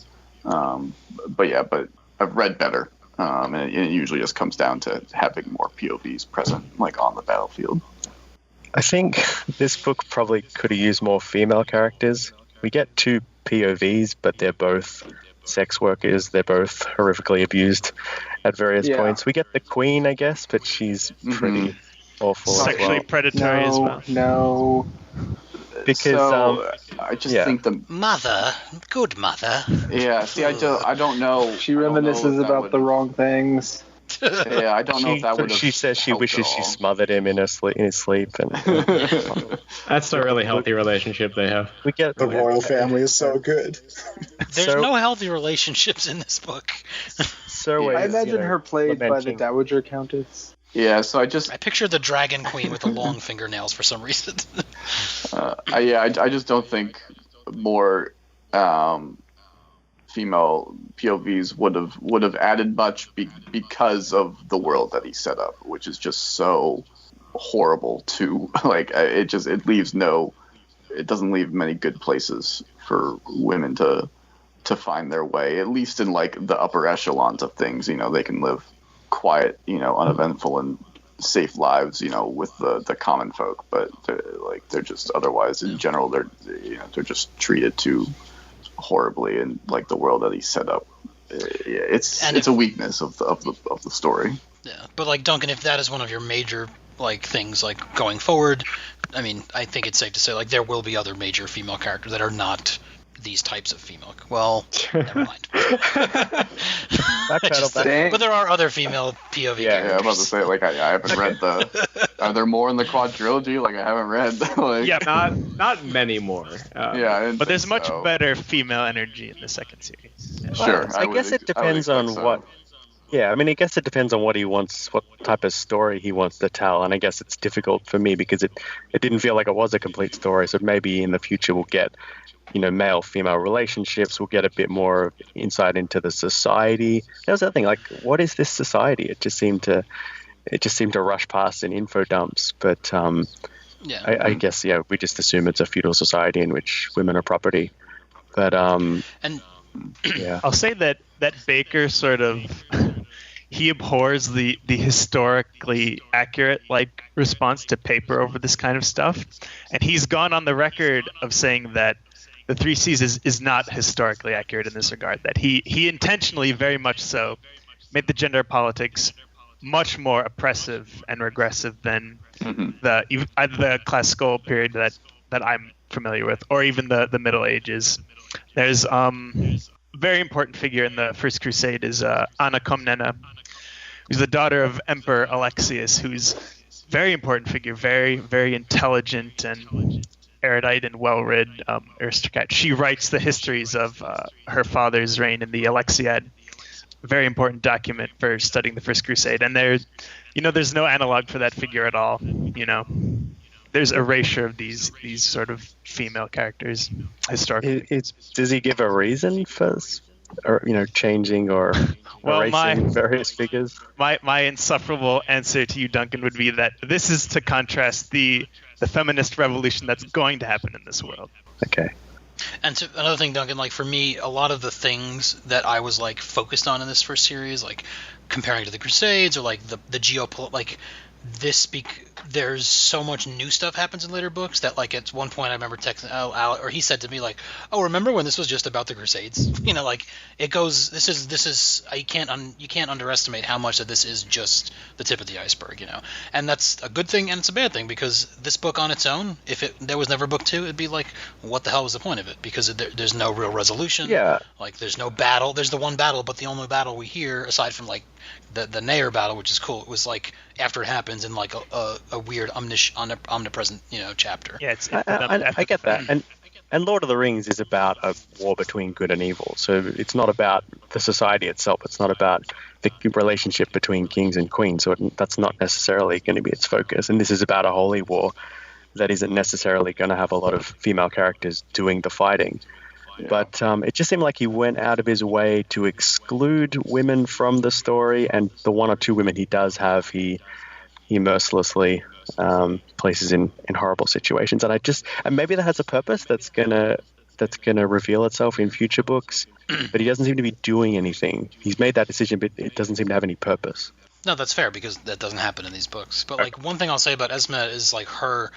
Yes, she is a prostitute, and yes, she is in a horrible situation, but she like knows where she is, where she fits into the world, and she uses her position not to gain position, but like she talks about like the people that she sleeps with, she wants information, like she wants to learn about the greater world. She wants she loves Acamian because he talks to her like an equal, and he talks to her like she's a person who would understand the things she's talking about. Like he doesn't laugh her off. Like there's that other guy who like when she's asking for info, he's like, what the hell do you want to know this for? The soldier, whatever. And if there's any progressive or redeeming things that he does with the female characters, that's one of them, I think. Yeah, I mean, she's trying to make the best of a bad situation. She sees herself as having some level of autonomy and being able to control her destiny to some degree, which is nice. And trying to see the world, I guess, through the eyes of these men, to learn about the world where she otherwise wouldn't if she was just a kitchen hand or something. But the other side is, I just realized she's basically rescued by a man. She has to be rescued from being stoned to death by Sarcellos, and so that's the other side. She didn't get herself out of that situation. Well, the consult is sort of inhabiting that narrative to seduce her and turn her into an agent working for them. And though she's sort of taken in by Sarcellos' wealth, she doesn't exactly fall for it, I would say. No. Yeah, I mean, I guess the uncharitable critique would be that he's trying to be darker and edgier, and he's trying to introduce horrific violence and sexual violence and say, this isn't Tolkien, this isn't kids' fantasy, this is adult fantasy, and this is what the real world is like, and rub your face in that. But I think the writing's smart enough that wasn't my conclusion, but that's the tone I felt. Or that it's hard to put into words, and I guess again you just have to wait and see what he does with it in the future books. Well, Stephen, you mentioned that like some of your favorite scenes were like the Imperial stuff and the Nanser Empire. I think one of my things I got caught up on was the whole plan, like the Emperor's plan to let the Holy War be destroyed in order to basically have them need Conphas in the Second Holy War. Mm-hmm. Did you guys all understand that plan the first time through? Because that was one of the things for me. I was like, I don't know what's going on. Like, it seems like Istria is talking to like them, like they all know what's going on, and I either missed it or I was just too dense to pick up on like what was going on. And it wasn't until after I'm like, oh, okay, I get it. Like, it wasn't just him signing the indenture. Like, he needed them to be destroyed, so they needed him. So then they need Conphas, but then like Kellis throws a whole, Right. and messes that whole plan up. I think in the first introduction, it's a little tough to process because you're still trying to figure out names and places and relationships to things. But I think I caught on pretty quickly to this, like the scheme, and I really enjoyed the design and the strategy behind it all. Yeah, like I think the Nanser chapters are definitely my favorite parts of the whole book. Yeah, the politicking is great. The drinking game for this novel, you take a shot every time the indenture is mentioned. That's what I'll say. We're not to keep talking about it if they just signed it already. Yeah, I mean, I didn't have that part of the plan was pretty clear to me. I mean, I feel like they laid most of it out kind of in that first chapter at least. They don't really explain the Conphas part until a little later, but they certainly hint at it. Because it seemed that even they didn't, like, before Conphas won the battle, like, Istria's like, oh, you've doomed us, you've killed Conphas, and he's like, I know what I'm doing. But at that point in the story, we don't know if Xerius is as conniving and smart as he thinks he is, or if he's just a friggin' idiot, Right. And it seems like he's somewhere in between, because on some things he is, and on some things he's definitely not. Yeah, his paranoia and insecurities undermine, I think, his innate craftiness and intelligence. Yep. So, but how much of that craftiness was actually Skaos, whispering stuff in his ear? Absolutely. A lot of it. And I think in that initial scene where they talk about the indenture, like, I mean, that it clearly lays out just like what a gamble he's making on Conphas and his ability to eliminate the tribes. And that's kind of the whole thing where we're not sure. And I mean, he as a character is not sure of the outcome. He's he's committing to this action on Conphas's word. He's like, no, I can do this. I can beat them. And I love all the ambiguities that are like building up just in those two chapters where Xerius is thinking like, if Conphas dies, then Mother will only have me. And then, that's in the next chapter, right? Zinnerit is like, Xerius is so fed up with Conphas. He's been sent here to die. Like, what are you talking about, Nair? Like, Yeah, it's almost a win-win situation for him. Like he stands to gain whether or not Conphas is successful. Right, and one of the things I really liked about those couple chapters is that, like, at this point in the story, at least for me, I wasn't rooting for anyone, so I could just enjoy that whole battle and the as just like, let's just see what happens. By the end of it, I think I was rooting for Nair just because you're on the floor with him, like you get his whole, how they rebuke him and they're not listening to him, the King of Tribes, but really, like, we don't have a dog in the fight yet at this point, so that was refreshing because most fantasy, by the time the big battle happens, you're rooting for somebody, and this one, I wasn't. To be an appropriately nerdy historian, I'm a big fan of the Byzantines, so once I figured out who Nanser was, I was firmly in their corner and wanted the Crusades to go their way and right the wrongs of history and the destruction of Byzantium. Yeah, but I actually think that's a good point overall. Where I think even throughout the course of all three of these novels, I think you're not really pushed to root for the success of the Holy War. So it's kind of just exciting just to see how it's going to play out, and you're not really worried about like how each battle's going to turn out. You're just kind of interested in to see the outcome rather than worrying about if someone's going to live or die.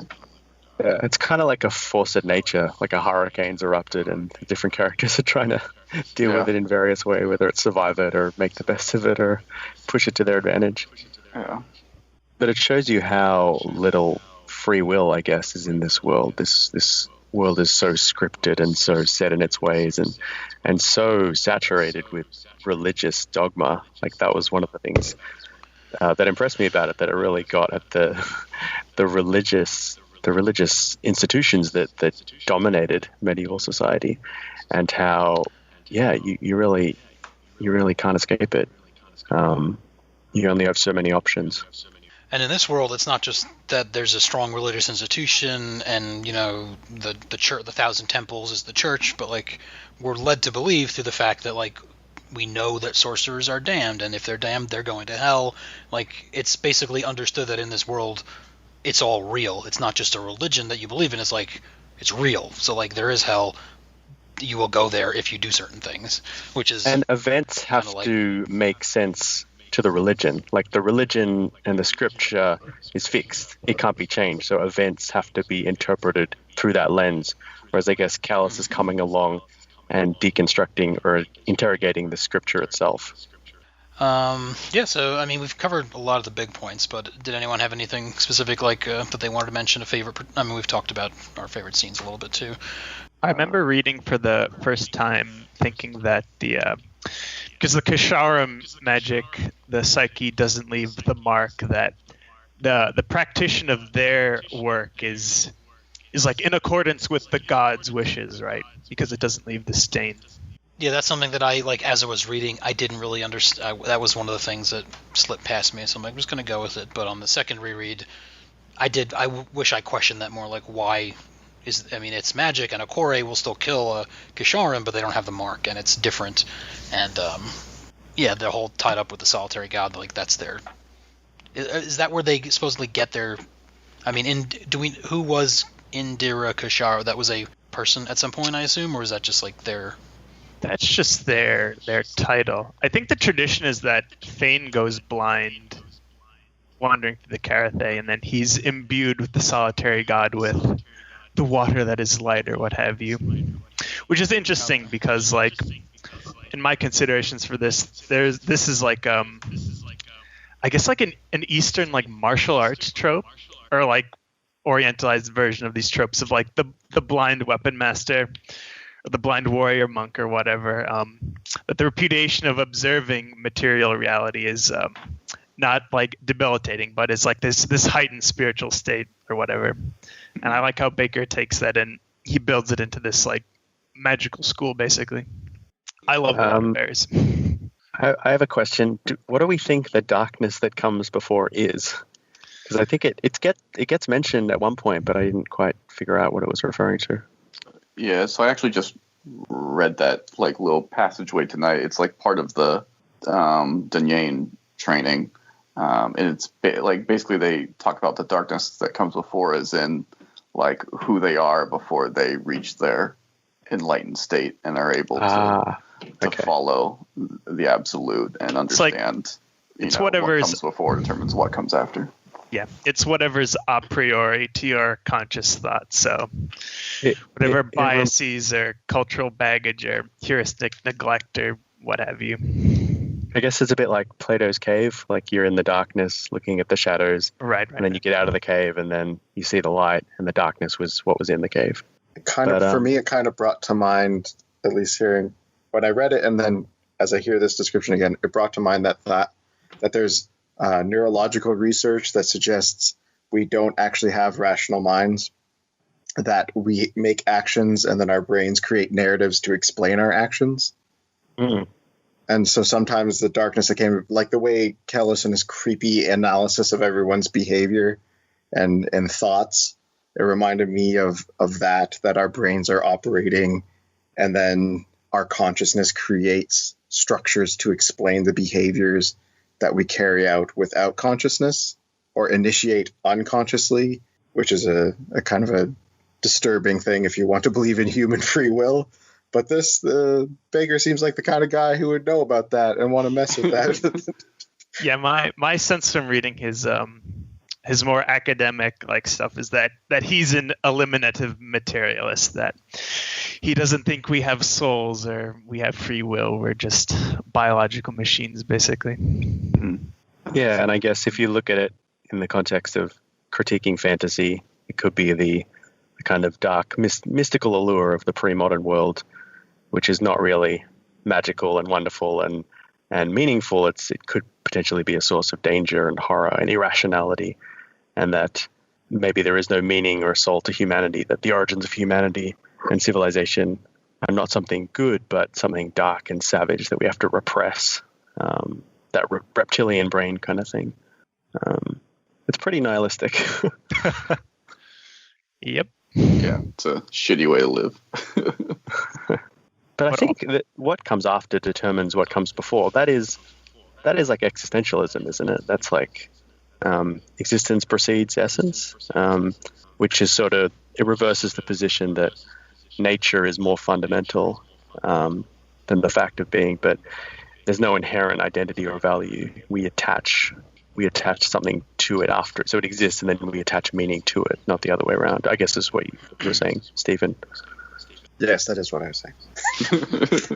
And I find it comforting not to think about it too hard, or otherwise you start going down a dark philosophical mental hole. Right, yeah, that's why. Why consciousness exists? Shut up, it's okay.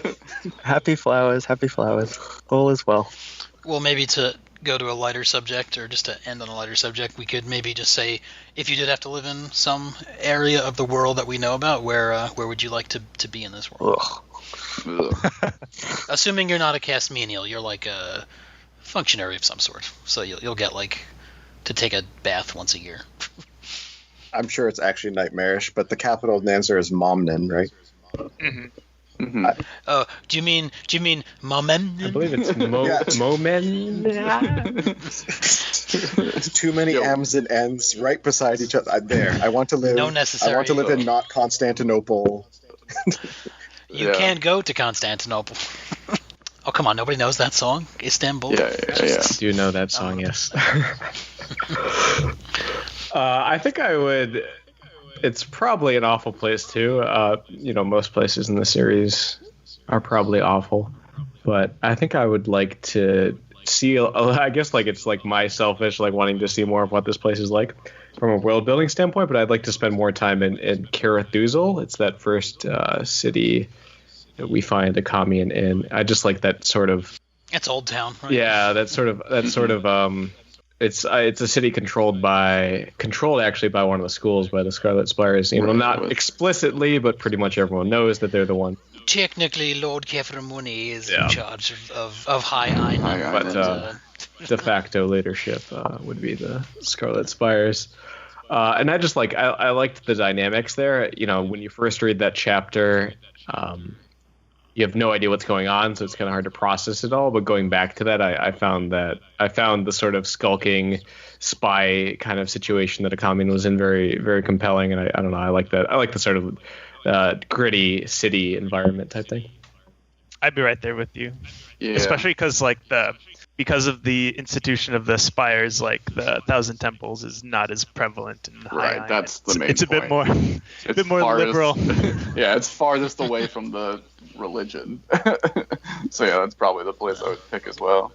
Part of me wants to spend some time in Atrothal just because I think of it as a frontier town, but then it's surrounded by demons. It's not probably not. And we didn't really talk about the Shrank too much, but I think we could talk a little bit about them. Just they're not orcs. Orcs are bad, but they have jobs. But Shrank are they're kind of closer to the Shankar from the First Law, but they seem to be 100% just awful or horrible.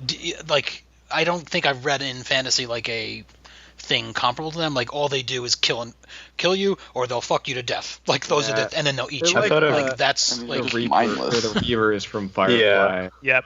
Mindless. I never saw mindless beasts that will I forget the line from Firefly, but it's like the order of like sewing you to your skin, raping you, and killing you. Like not in that order. That's the kind of thing they would do. Right. If we're lucky.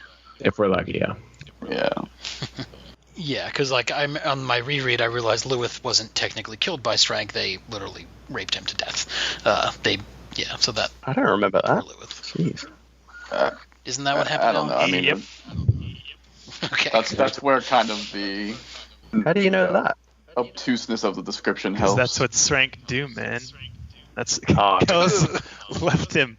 Well, yeah, the camera cuts away from that point, but I mean, Oh, I thought it's very clear what happens. I thought there was a passage of that. That's right.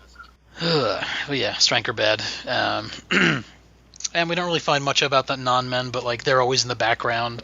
I think they probably mention a couple of like the mansions in the first book, but we know that there was a race of other beings before men even came into this world. So that's why they're like the elves, in like the first age of Middle Earth before the men came over the mountains from the east. And just for a frame of reference for the neophytes, the non-men look like the engineers from Prometheus or Alien. They're like, but human sized. They're like Right. Yeah. completely white-skinned, hairless, black eyes. I believe they have fused teeth, which is mentioned a couple times. So yeah, so like for Duncan and for Adam, who just read book 1, do you guys plan to continue the series? And Steven?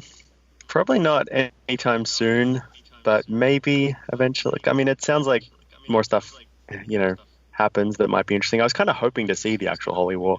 I thought it was going to be happening towards the end of the book, but so that might be that's kind of what I want to see, just because it sounds so crazy, like they've been building it up so much. So I might give it a go, but not anytime soon. No. I'll just say, if that is a motivator for you, the second book is really good about that. Too. It's chapter 3. It's actually my favorite book in the series, mostly because it kind of does show that just kind of the interpersonal and political dynamics of the Holy War, and the just struggle to kind of survive on this constant march. I think it's really enjoyable in a way. I do want to hear more about the consult. That idea that they can just be anyone is kind of scary. I think it's a cool concept. So that's also could be cool. I'll say, Duncan, that the Warrior Prophet is probably the most enjoyable book in the series on like just superficially like enjoying the progression of the story and the character interactions and the epic set piece moments without getting bogged down in all the philosophy and navel gazing. Okay. It's like after that, there's like a threshold that passes where you're either interested in what Baker's saying or you're out. Yeah, after that it definitely goes the other direction and keeps going the other direction. Right, yeah. Into the navel. Yes, deeper and deeper. That's why it took me 3 tries to read the third book, which is, even though it's the shortest of the 3. Oh, and the third book has a really cool glossary in it, so you can like read up on like stuff. Also, it's worth reading that for sure. Incidentally, I will say this relates to us as a Song of Ice and Fire fans. So, the original manuscript for The Thousandfold Thought, which is book 3, was whatever's going to be the final book was 500 pages, but Baker had just read A Feast for Crows and hated it so much, all the excess point of view characters and how glacially paced it is, that he slashed 100 pages from book 3 because I got to get rid of all these secondary and tertiary point of view characters. It's ruined the pacing. Just amusing how that relationship. Thanks, George. That's the one thing I resent, George, that I've lost those 100 pages. Yeah, the secondary and tertiary characters are the key. It's what makes it's what I'm looking for. It's what makes stories like this work. I just feel like if you're gonna go big, you need to have lots of varied POVs to really hold your story together. To answer your question, Greg, I do own the second book. It's sitting in my pile, and I am working my way towards it as we speak. Nice. I mean, even for me, like, I did not read all these books back to back. It's taken me almost 2 years to finish the 7 books. So, like, oh wow, it's really just from like 5 and 6 were the only ones that I read. Well, now 7, like, because the second series is really like it's a much more condensed narrative. It's just straight linear and much more easier for me, at least, to go from like, oh, I just need to know what happens next, where the first book was still building up to a lot of stuff. So I think that about covers it. I think 2 hours is a good amount for the return of the book club. I think we're just gonna have a brief voting on the next book club. If you guys want to make some suggestions going forward, in the old days we used to put up a vote poll and people would vote. I just don't think that there's enough going on the forums right now that we'd get 3 votes. So right.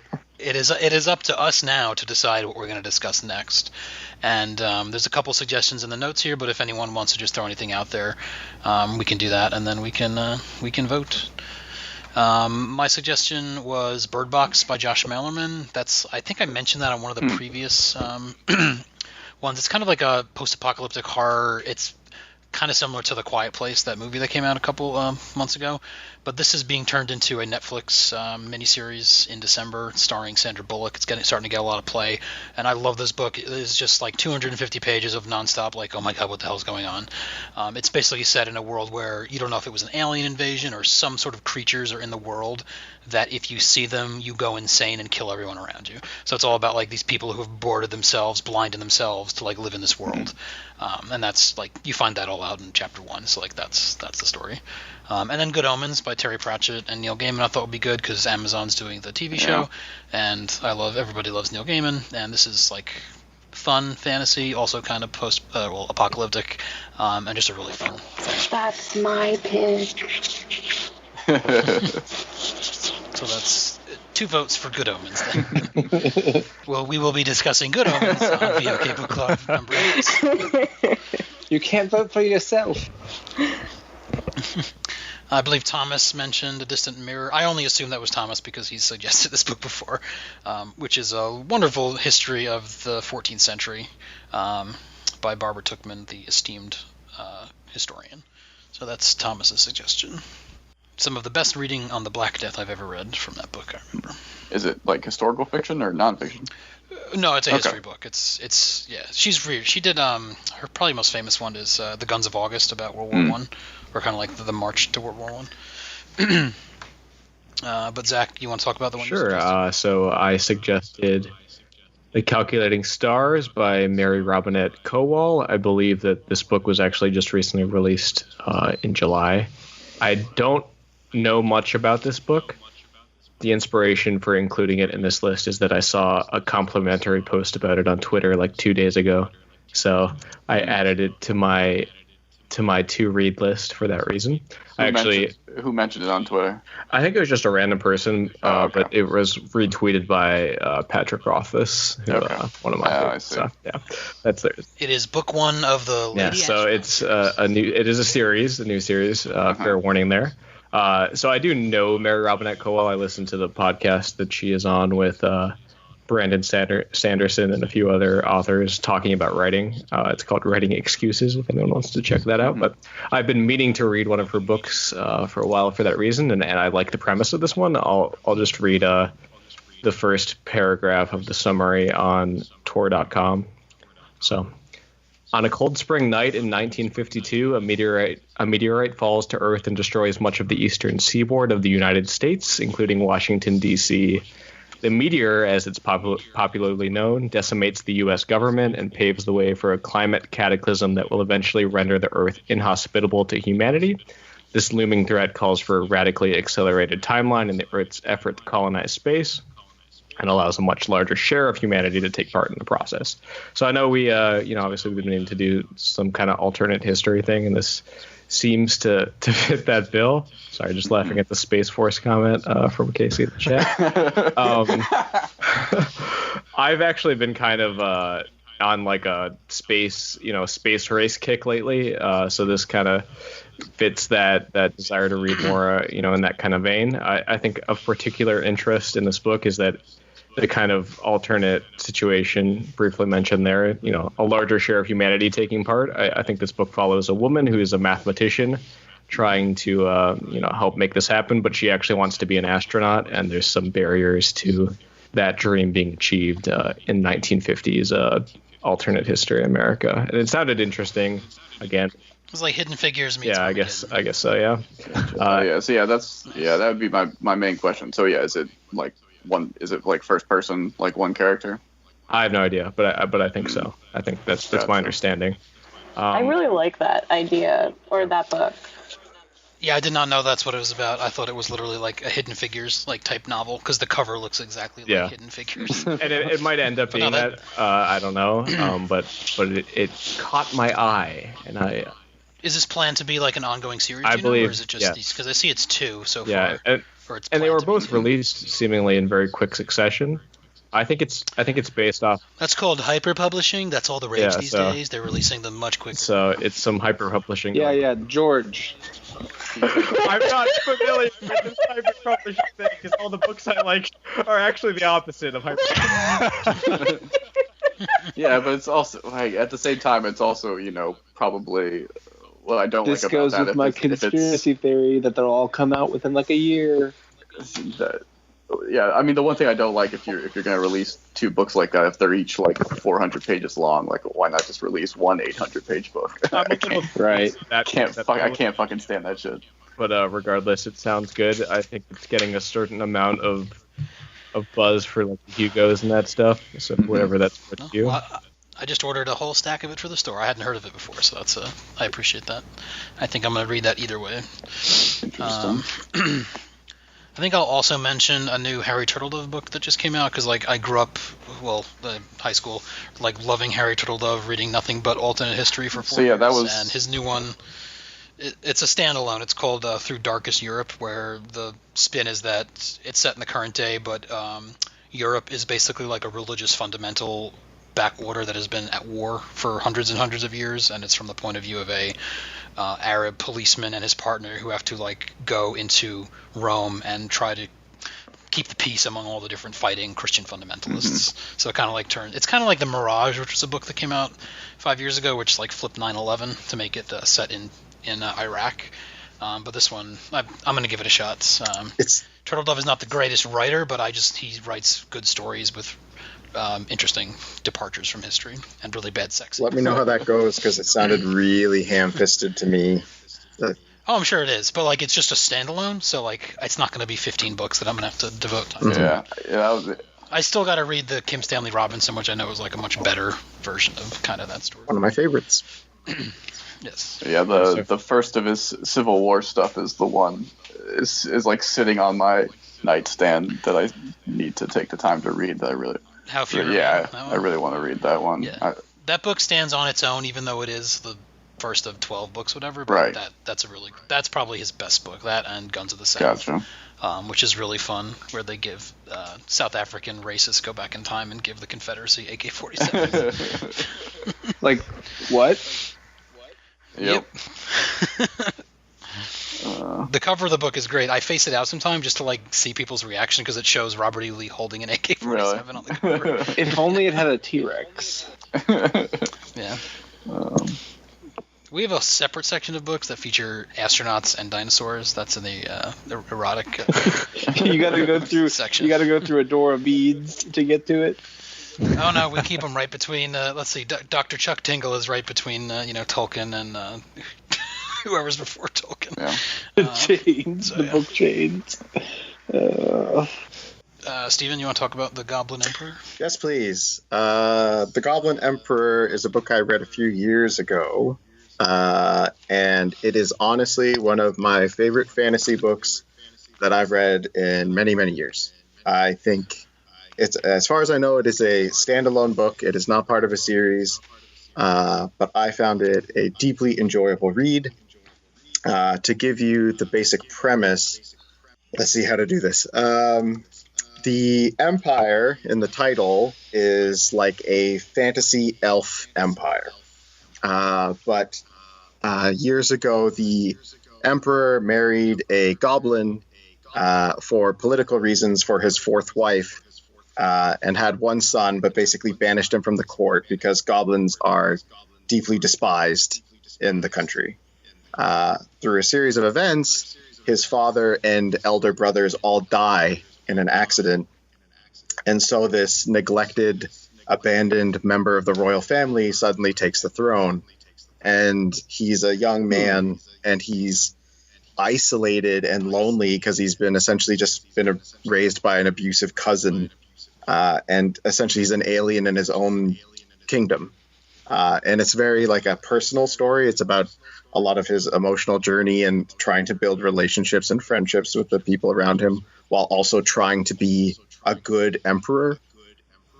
There's a lot in it about like how to succeed and how he wants to change things, not in like a revolutionary, like I've always wanted to be emperor kind of way, but just how to turn the gears in a slightly different direction. I think it's a great book. It's a quick read. I know I burned through it in a few days, but I think it's a wonderful, different kind of fantasy than what we talked about today or A Song of Ice and Fire. Yeah. I have heard nothing but good things about this book, and it's been in my nebulous queue of things to get to, so my vote is with you, Stephen. Please read it. It is such a charming book. It's got a very silly cover. It has an the cover with a dirigible. The cover is silly, but it sounds interesting.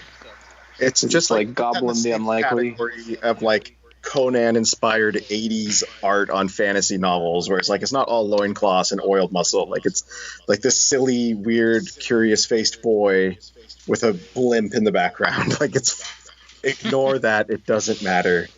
It's. I think I will wait till February 12th, 2019, because that's when it's being reissued with a much better cover. Just read it on Dang. You don't have It's to tell actually, I don't know, Greg, if you know this, but February It's a trade 12th, paperback, 2018 was months ago, so hopefully that's... 19. Okay. I said...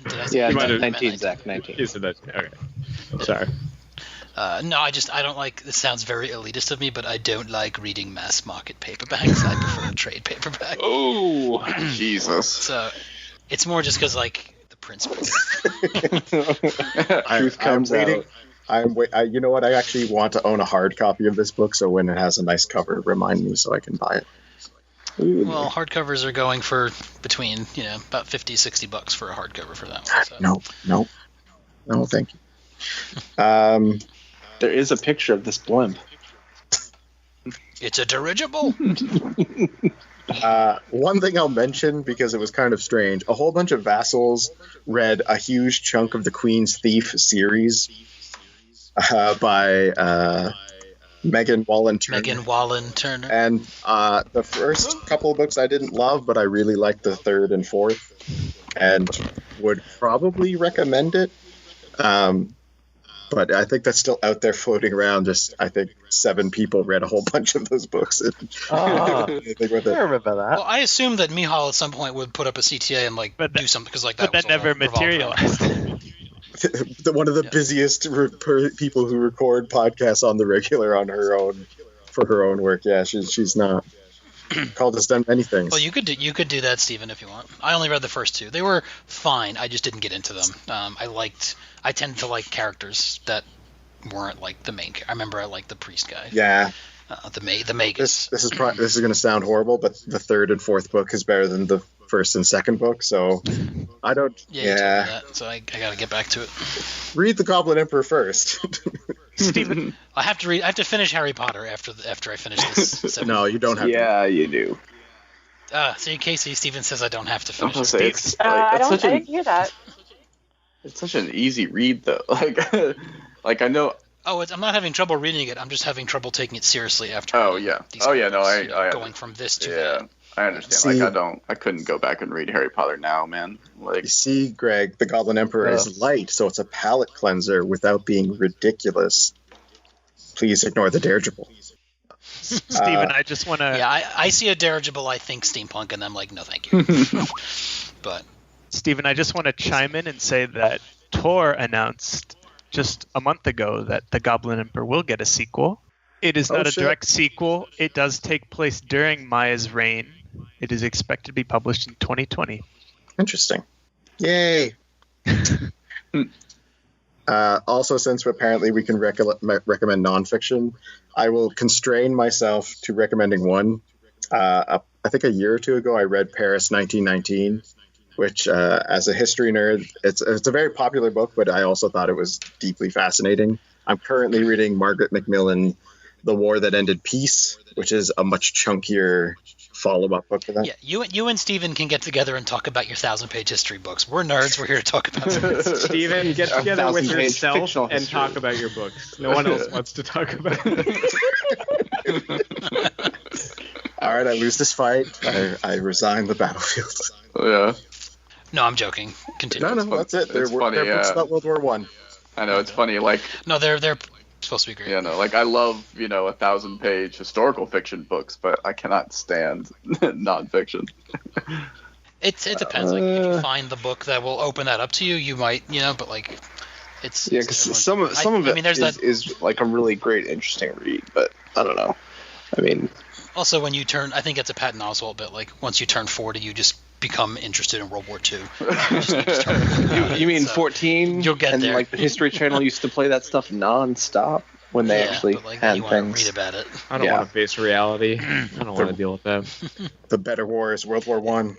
That's the secret truth. Well, it's funny because like, I have this weird reaction because so much of the like history books that we sell are to like elderly men. And I'm like, why do you want to read about all this stuff? We're like, you're gonna die soon. Just read like a fun fantasy. I've never said that. No, I don't say that. I think that. I'm like, if I had like 10 years left, like I want to read like as much fantasy as I could or sci-fi. They've escaped not, like, enough, stuff and that's they're already like, my life had no meaning. Let me read about people whose life had meaning.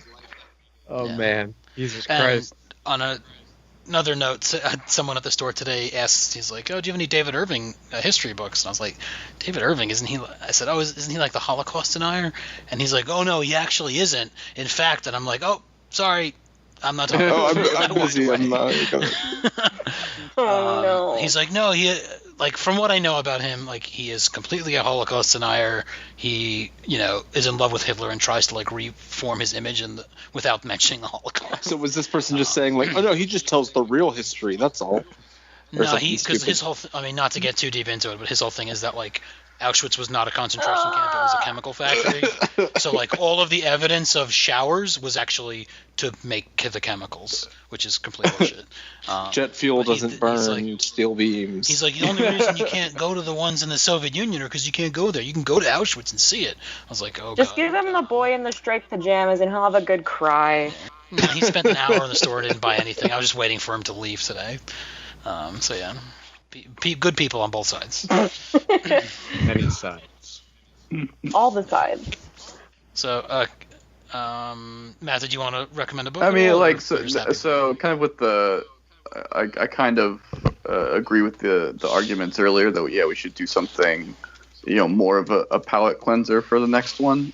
Personally, for this round, my vote would be for, it's Good Omens, right? That's what it's called. Okay, yeah. I mean, that would be.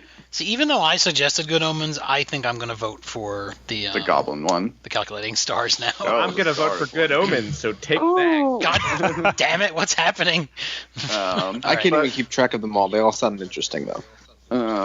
But yeah, no, but I do, I mean, for later ones, if people want to like, go on like another deep dive novel, Shogun is a phenomenal novel.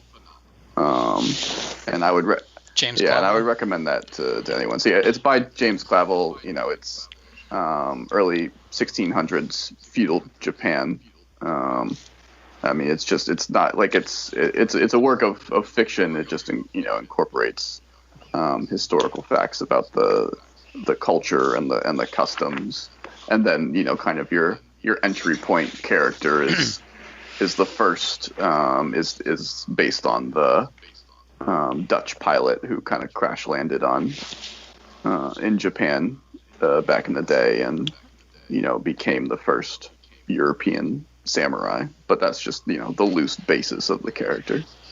No, Clavell's great. He's kind of like not as popular as he once was, but in like the 70s and 80s, he was like, him and James Michener were like the most popular fiction authors out there. Mm-hmm. He basically wrote all of his books are set in the same world. It's called like the Asian Saga. Correct. Or the Asian, Yeah. So it goes from like Middle Ages through contemporary time. Well, then contemporary time. Right. Yeah. He goes back and forth between Japan and Hong Kong as kind of the locations of his stories. And King Rat is the one that's set during World War II. It's all set in a Japanese POW Right, camp, and that's one of my favorite books. And like it's a short book too. But that's a really good, very powerful book. Yeah. And he's a great author. Yeah. It's a fictionalized version of his biography and his time as a soldier over there. But yeah, I mean Shogun's his best work by far. We just had someone order a copy of it yesterday, actually. But yeah, as I said on the forum, it's 1150, like it's 1150 pages. It's a long book and the print's small. But it's just if you like kind of the world building long form aspects of Song of Ice and Fire and high fantasy, like it's the same thing. It's just set in the real world, and the characters are just absolutely fascinating. What about you, Duncan? I didn't really come up with a list of books, but I am doing a... Well, you don't have to, or you... Yeah, well, I'm doing a sort of sci-fi horror kick lately. So I just started to read The Picture of Dorian Gray, which might be a bit old, but it's really good. The writing's amazing, and a really interesting snapshot into Victorian era England and burgeoning hedonism and ideas of interplay between appearance and reality.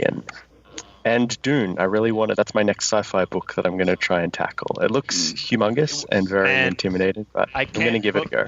I can't believe you read this book without having Dune under your belt first. Yeah, I've never read Dune. Science I was fiction. Well, to be fair, we tried to do Dune years ago. Like, we were going to do Dune, and God damn it, Paul! Where is it? I thought that was Hannah. Wasn't that Hannah? Who knows? I thought it was both of them. It's disappointing. You read some of Dune, Casey, right? Didn't you? Yeah, and then I got annoyed with what's his face. Paul Atreides. I don't know, the kid. He was just like, I know everything. I'm so smart. Blah blah blah. Let me just maneuver this shit and be really cool. He's a Prano Bindu trained master. Blah, blah, blah. He knows he's smart. He knows stuff. You are the prophet sent to us by Shai Halud. The spice must flow. Keep it going. Sounds great. If wishes were fishes, we'd all cast nets. That's my favorite one. Fear is the mind killer. I read that book. Missionaria Protectiva. Oh my god. I read that book way too young. I need to reread it as an adult. Duncan, Idaho? That name always stuck with me. Love it. That's Valkyrist's surname. Don't know if you know. There are many characters. His world was all about taking two names that did not go together and just Gurney Halleck. It's just. There are many characters named Duncan. I'm always excited when I come across one. Duncan Idaho's pretty badass. That's cool. He's kind of a tragic figure, though, when you get into those later books. That's okay. Yeah. As long as he dies a glorious death. He does many, many times. Multiple times. Many times. Even better. No spoilers. Nope, kind of not. All right, so Casey, do you want to suggest something, or are you happy just voting for something? I'll give... We've just given women the right to vote and be okay. I'm sorry? That was a joke, never mind. The only thing that I would recommend that I've read is Artemis, which is a sci-fi book, it has a female lead, so obviously good. Author? Andy Weir. What's his name? Yeah. Andy Weir. Oh, it is Andy Weir. Of the Martian fame. The Martian? Yep. Yeah. So we read The Martian. It's fairly similar in, very similar in writing, fairly similar in action-packedness. A woman gets trapped on Venus. Ocean's 11 on the moon. That's what it is. It's actually actually just read this recently, but yeah, if you want to say Casey, that's what it's about. But it's basically her on the moon. It's like a moon colony situation, and she has some hijinks that she gets up to on the moon. Yeah. It says here that she's a smuggler. Yeah. Yeah. Is she like a female Han Solo? Maybe a little I'm sure bit. she's just her own thing. I was honestly not a big fan of it, but It was fine. I forgot about it after I read it, but it was fine. It was fun when I was reading it. I liked it, and it does. I'm saying this to a group of 7 guys, but I think the commentary on how a woman is portrayed by a male author is very interesting, and I liked how she was portrayed, but I also realized that there are problematic issues to a woman written by a man. I actually did not like how she was portrayed, but I recognize that I might not be the authority on the subject. Disagrees that. Also, he was writing a Saudi Arabian futuristic woman. Yeah, he tried to so, like there's check a lot all of the layers to boxes that. of Yeah, like, inclusiveness. I did not like that. Did not like that. But otherwise, I'm very intrigued by the calculating stars, and I mean, I really want to read Good Omens because for the new series coming out, David Tennant's in it, so it's gonna be great. I'm very excited. Do we know who he's playing? Is he one of the Yeah, David there's two Tennant guys. is Aziraphale, and then hold on. David Tennant is Crowley? David Tennant is going to be Crowley, and then Michael Sheen is going to be Aziraphale. Oh, okay. Oh, that's right. Okay. Yeah. Good one. All right. Adam, anything to suggest? I mean, I don't know. These all sound very interesting, so why throw? So everyone votes for themselves, and we're. I stuck had with a couple like potentials, but I'll just say like, has anyone read Children of Time? I've been meaning to read that for like a year. I have That's no. probably the only thing I would throw out there. Is that by the Russian author? Yeah, Tchaikovsky, I think. Yeah, about like advanced spiders and humans that are. It's like, I think it's like humans engineer the spiders, and then they like create a society. Meanwhile, the human society breaks apart or something like that. Anyway, it's supposed to be good. All right, so we're going to raise our hands. All right, I think everybody rose their hands for one of these. Well, you can only vote one, so let's. Okay, I will withdraw Bird Box. So let's just. It seems to be between Good Omens and Calculating Stars. Goblin Is Emperor, I anyone think. else? Yeah, Goblin Goblin Emperor Emperor. Yeah, I like had a few votes. Okay, so let me get a piece of paper. So let's say. All right, so we'll Instead of do- your computer. Well, yeah, I can use this. All right, fine. And we're now commencing the voting for the next VOK book club, and we'll go for Good Omens. Who votes for Good Omens? So how are we supposed to vote? Just go around, and I'll make a mark. Remind me which one that was. Oh yeah, we didn't say what it was about. It's like we're an angel and a demon kind of team up to prevent the apocalypse. Okay. But it's funny. It's like Terry Pratchett, so it's funny. And, Oh. I mean, yeah, it's Pratchett. But it's also Neil Gaiman, so it's dark. yes. Well, he's pretty funny too. Yeah. Funny. Anyway, yeah, my vote is for Good Omens. All right. Yeah, I'll vote for that too. I will vote for 3. All right. All right. Hippo, get off of. I need. Get away. All right. So let's go for. That's 3 votes for that, and let's do Calculating Stars. I don't know why my cap lock is on. Ooh, Calculating no. Stars. You did I odd gotta fix men. this. I got it. Oh, fuck off. Fucking disgraceful. Such a mean Canadian. For the audience at home, I'm correcting Greg's typing. What did I write? Good Oddmans? I'm going to vote for Calculating Stars. I'm voting against my sorry. It's going to win anyway. I mean, Good Omen's going to win Yeah, anyway. I've already established the plurality required to Yes. carry here. Wait, Zach, did you vote already? Yeah, I voted for Good Omens. So, all right, let's just do Good Omens. All right. Well, let's do Goblin King, Goblin Emperor. Yeah, that was what I I was. like that one. I vote for that too. Me too. So that's Alex, Steven, Adam. So yeah, that's 4. I think Duncan. That's 4. Yeah. Yes. Did Duncan vote for this? I didn't hear him. Yeah, I said Duncan? it. Yeah, I said It's the a Goblin coup. Emperor. Duncan, Idaho brings it home. Palace intrigue strikes again. From beyond the grave. That's everybody, right? All right, I like this system. I don't have to post a poll. Okay. So for VOK Book Club number 8, we will be reading The Goblin Emperor by Catherine Addison. I'm excited. Fair enough. Keep an eye out for that in And- 2021. No, I am making an effort to. Summer's over, and I'm going to be back more. So, like, I'm going to try to do this. I won't commit to, like, monthly, but we'll do it much sooner than every 2 years. Yeah.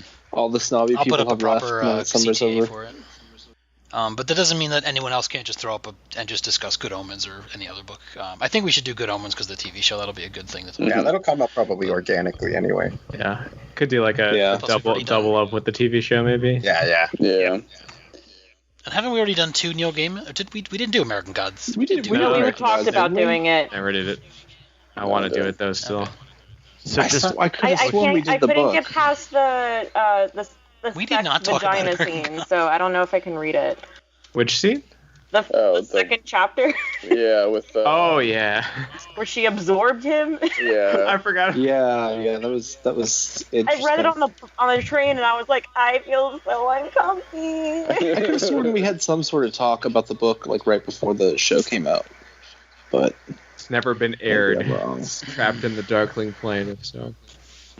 Anyway, so thanks everybody for joining. I think this was a good return. Had a lot of fun, and hope you continue the series, and if not, this at least was worth a listen.